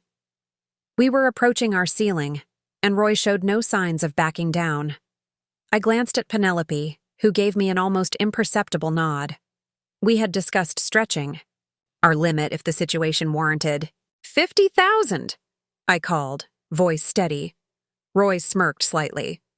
$55,000. The room had grown quiet, other bidders watching the duel with interest. I could feel sweat beating at my hairline as I raised my paddle again. $60,000. Roy leaned over to confer with a man beside him, then straightened. $65,000. We were now well beyond our original ceiling. The software was valuable, but not infinitely so, and Phoenix's finances weren't unlimited. I needed to make a cold business decision, not an emotional one. $70,000, I said, hearing Penelope's sharp intake of breath beside me. Roy's jaw tightened. $75,000, the auctioneer looked to me expectantly. $75,000 going once. In that suspended moment, clarity washed over me. This wasn't about beating Roy or reclaiming a piece of Meridian. This was about Phoenix's future and making sound decisions for the company I had built from nothing. $80,000, I said, my final offer. Roy's face flushed. He conferred, again with his companion, their exchange appearing heated. Finally, he shook his head slightly. $80,000 going once. Going twice. Sold to bidder 29. A curious lightness filled me as the auctioneer moved on to the next lot. I had just committed more money than we'd planned, but I'd done it for the right reasons. Strategic value, not emotional satisfaction. As we completed the paperwork and payment arrangements, Roy approached, his expression unreadable. "Didn't expect to see you here," he said, hands shoved in his pockets. "Business opportunity," I replied neutrally. He studied me for a moment. "Frank always said you didn't understand Meridian's value. Guess he was wrong about that too." The acknowledgement, however reluctant, felt like the closing of a circle. Frank was wrong about many things, I said simply. Roy nodded once, then glanced at the Phoenix logo on the folder Penelope was holding. Heard you've built something solid. Wavelength will work better in your hands than it ever did in ours. Before I could respond, he turned and walked away, leaving me with the unexpected gift of professional recognition from someone who had once dismissed my capabilities entirely. Outside the courthouse, legal ownership of Wavelength now officially transferred to Phoenix, Penelope turned to me with a mixture of excitement and concern. We went over budget, she noted, though without criticism. Yes, I agreed. But we stayed true to our strategy. This wasn't about Frank or Meridian, it was about Phoenix's future. As we walked to the car, I realized I felt none of the vengeful satisfaction I might have expected. Instead, I felt something much more valuable. The quiet confidence of a business leader who had made a calculated risk based on strategic vision rather than emotional response. The auction represented more than acquiring valuable software. It symbolized my complete transition from Frank's shadow into my own light. What had once been a shared dream, then a tool of exclusion, was now a building block for the future I was creating on my terms. We had the asset. Now came the real work. Transforming it into something that would propel Phoenix forward, something that would bear no trace of Frank's flawed execution or questionable ethics. Ready to build something extraordinary? I asked Penelope as we pulled away from the courthouse. Her answering smile was all the confirmation I needed. Beyond ready, let's make this ours. The first weeks after acquiring Wavelength were a whirlwind of focused activity. I had always prided myself on decisive leadership, but the integration of Meridian's former crown jewel into Phoenix's infrastructure demanded an entirely new level of determination. The morning after the auction, I gathered our entire team, now 15 people strong, in the conference room. The energy was palpable as I outlined what we had acquired and the transformation we were about to undertake. Wavelength isn't just software we're adding to our toolkit, I explained, standing before the whiteboard where I'd mapped out our integration strategy. It's the cornerstone of Phoenix's evolution. With this technology properly developed and deployed, we'll shift from being primarily reactive, fixing what others have broken, to being proactive and predictive. Bobby took over, walking the team through the technical aspects. The core architecture is actually elegant, he said, projecting the system diagram on the screen. But the implementation was rushed and poorly executed. We're essentially getting a brilliant blueprint that was built with substandard materials. So we're rebuilding it from the ground up? Asked Julia, our newest developer. Not exactly, I interjected. We're doing something more surgical. Bobby has identified the components worth salvaging and those requiring complete reconstruction. It's like renovating a house with good bones but serious structural issues. The plan we unveiled was ambitious. A 90-day push to transform Wavelength from a promising but flawed tool into a market-differentiating platform. This would require everyone's contribution, from developers refactoring code to account managers, identifying client projects where we could pilot the enhanced system. This is an all-hands effort, I emphasized. I won't pretend it will be easy.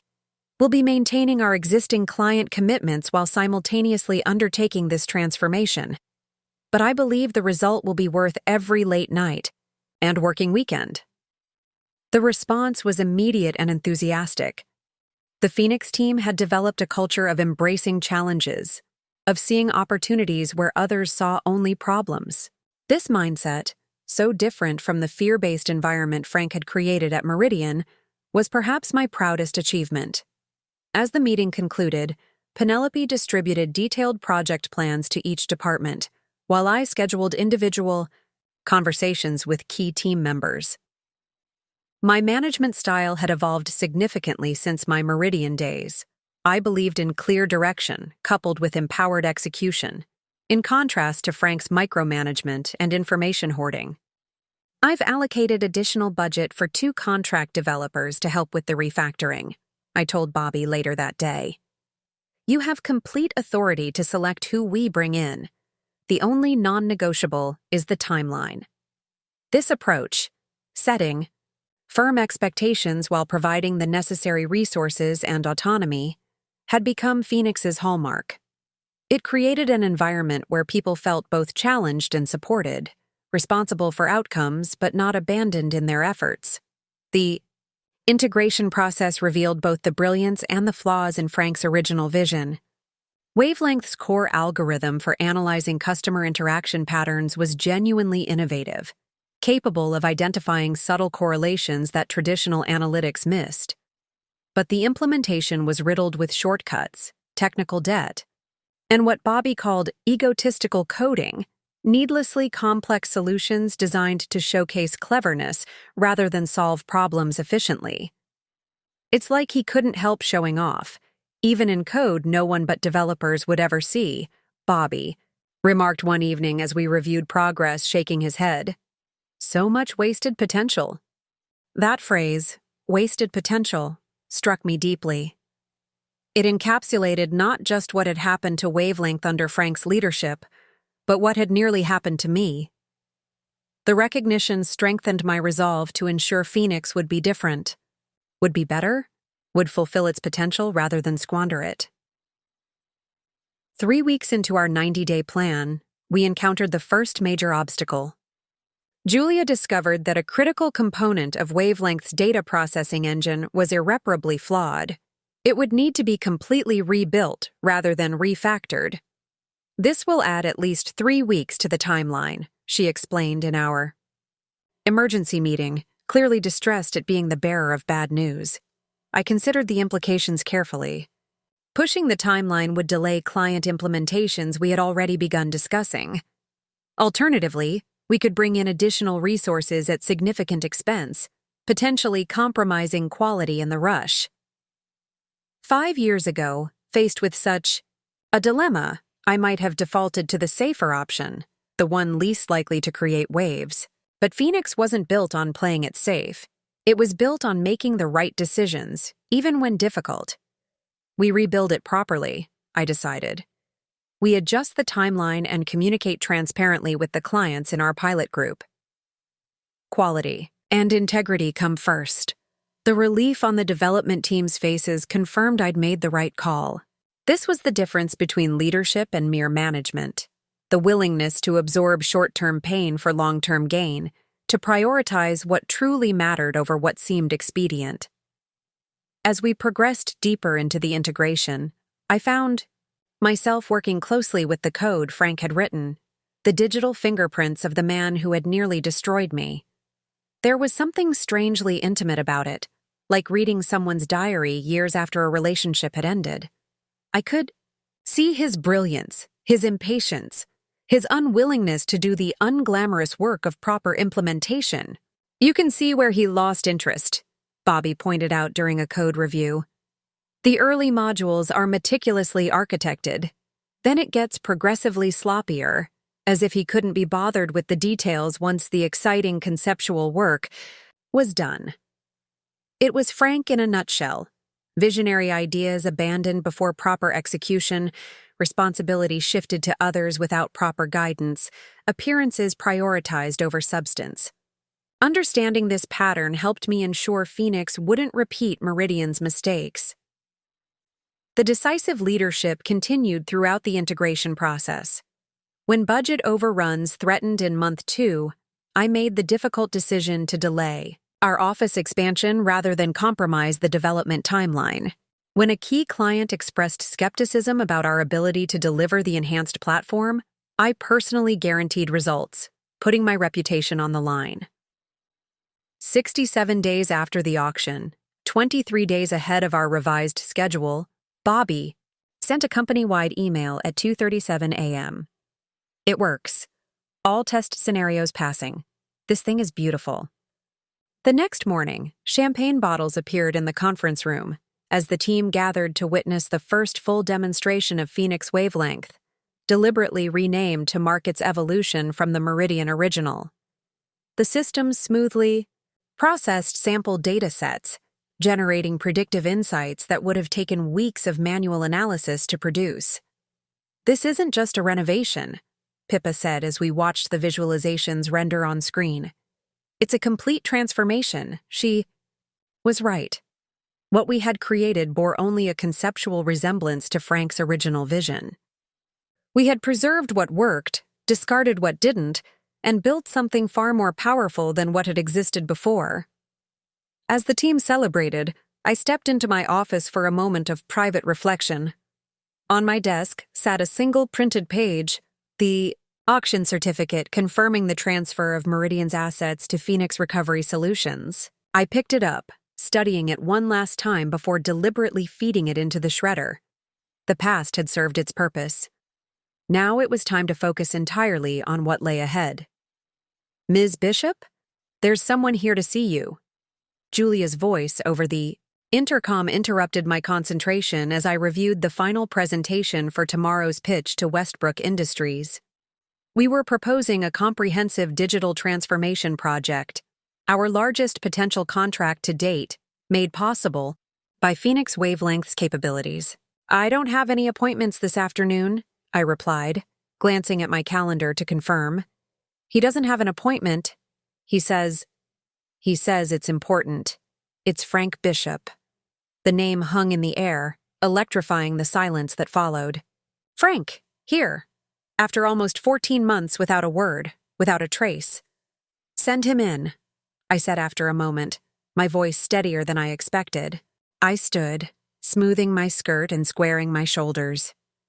This wasn't the broken woman Frank had abandoned to financial ruin. This was the CEO of a thriving company, a respected industry voice, a woman who had rebuilt herself from the ashes he'd left behind. When the door opened, the man who entered was simultaneously familiar and a stranger. Frank looked thinner, his once immaculate appearance now merely adequate. The confident swagger had diminished to something more cautious. Only his eyes remained unchanged, calculating, assessing, looking for advantage. "Rachel," he said, his voice carrying a forced lightness. "You look well." "What do you want, Frank?" I wasn't going to play whatever game he'd come to initiate. He gestured to the chair across from my desk. "May I?" I nodded once, retaking my own seat. From this position, me behind the substantial desk, him in the visitor's chair, the power dynamic was unmistakable. This was my territory, my company, my terms.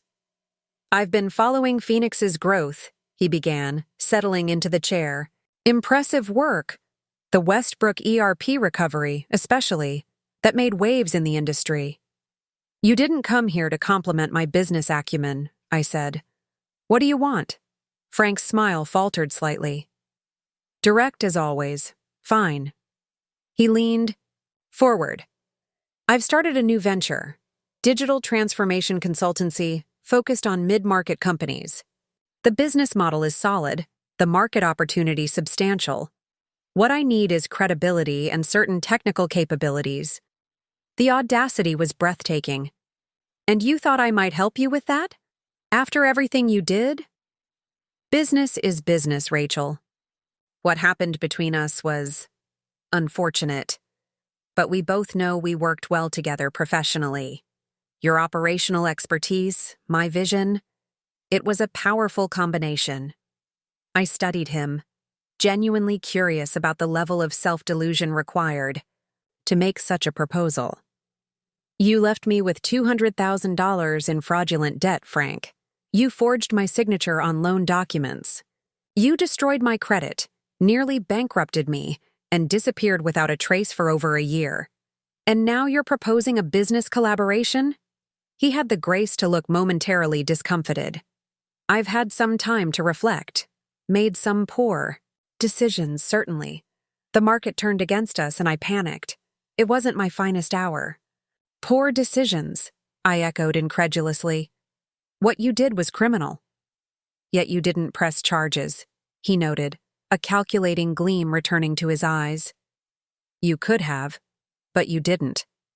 I think part of you understands that business sometimes requires unconventional measures. The suggestion that my choice not to pursue criminal charges somehow indicated approval of his actions ignited a cold anger within me. I didn't press charges because I was too busy surviving the wreckage you created, I said evenly, and then rebuilding my life without the additional stress of a criminal case. It wasn't forgiveness, Frank. It was prioritization. He shifted strategies, gesturing around at my office. And look what came of it. Phoenix wouldn't exist if things hadn't unfolded as they did. In a way, you could say I catalyzed your success. I almost laughed at the transparent attempt to reframe his betrayal as some kind of twisted gift. Is that how you justify it to yourself? That you did me a favor by committing fraud and identity theft? I'm simply observing that good things can emerge from difficult circumstances, he replied smoothly. And now we have an opportunity to build something together again, this time as equals. I studied him for a long moment, seeing with perfect clarity what I had missed years ago. The hollow center behind the charismatic facade, the fundamental inability to take genuine responsibility for his actions. No, I said simply. No? He repeated, as if the word were foreign to him. No, I confirmed, standing to signal the end of our meeting.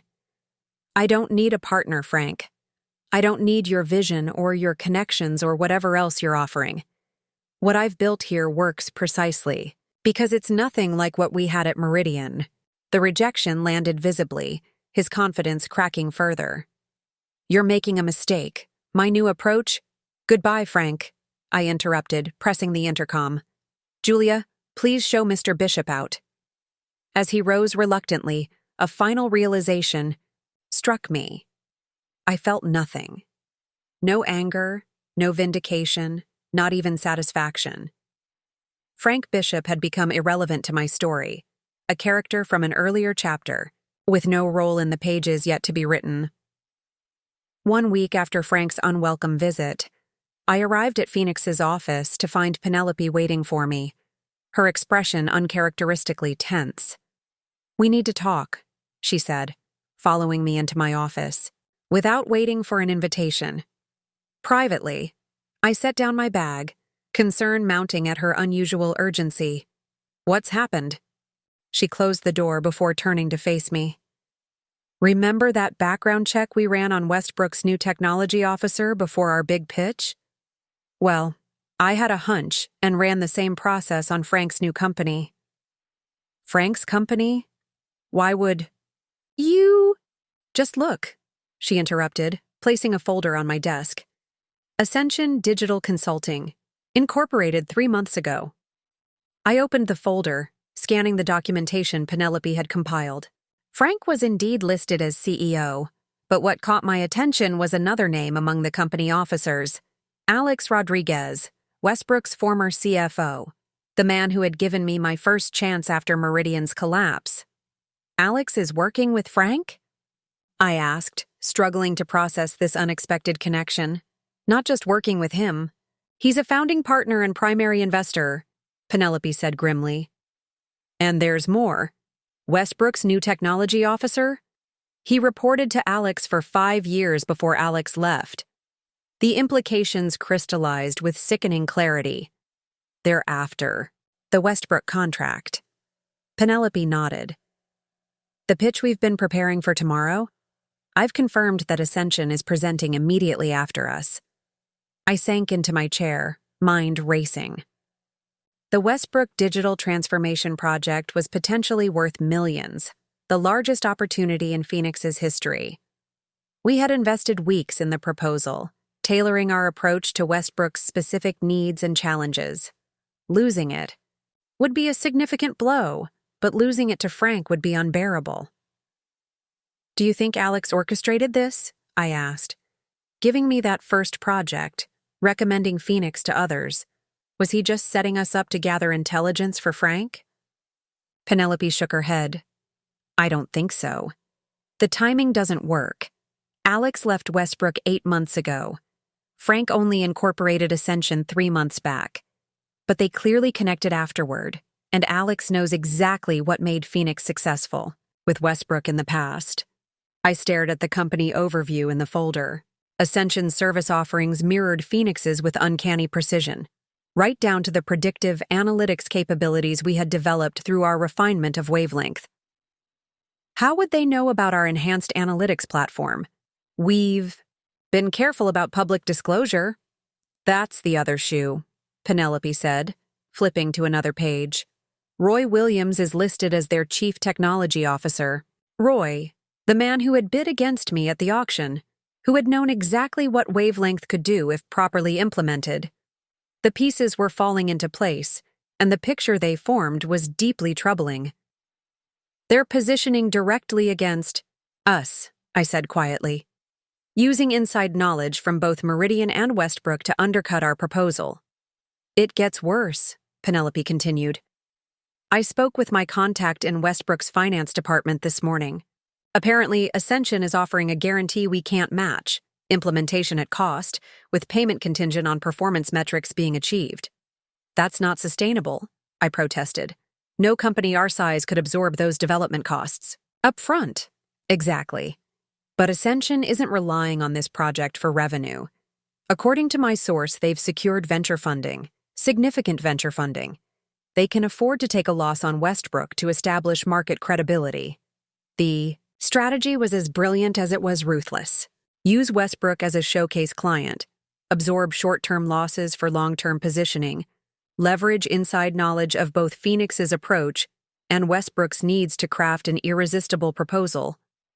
Frank's building Ascension to compete directly with Phoenix, I realized aloud. His visit wasn't about partnership. It was reconnaissance. He wanted to see what we've built so he could position against it more effectively. Penelope's expression confirmed my assessment. The Westbrook presentation is in 18 hours. What do we do? I stood up and walked to the window, gazing out at the city skyline as I considered our options.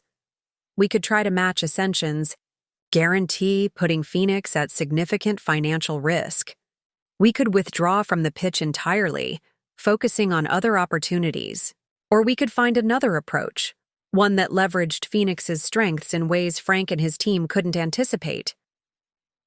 Get Bobby and Pippa in here, I said, turning back to Penelope.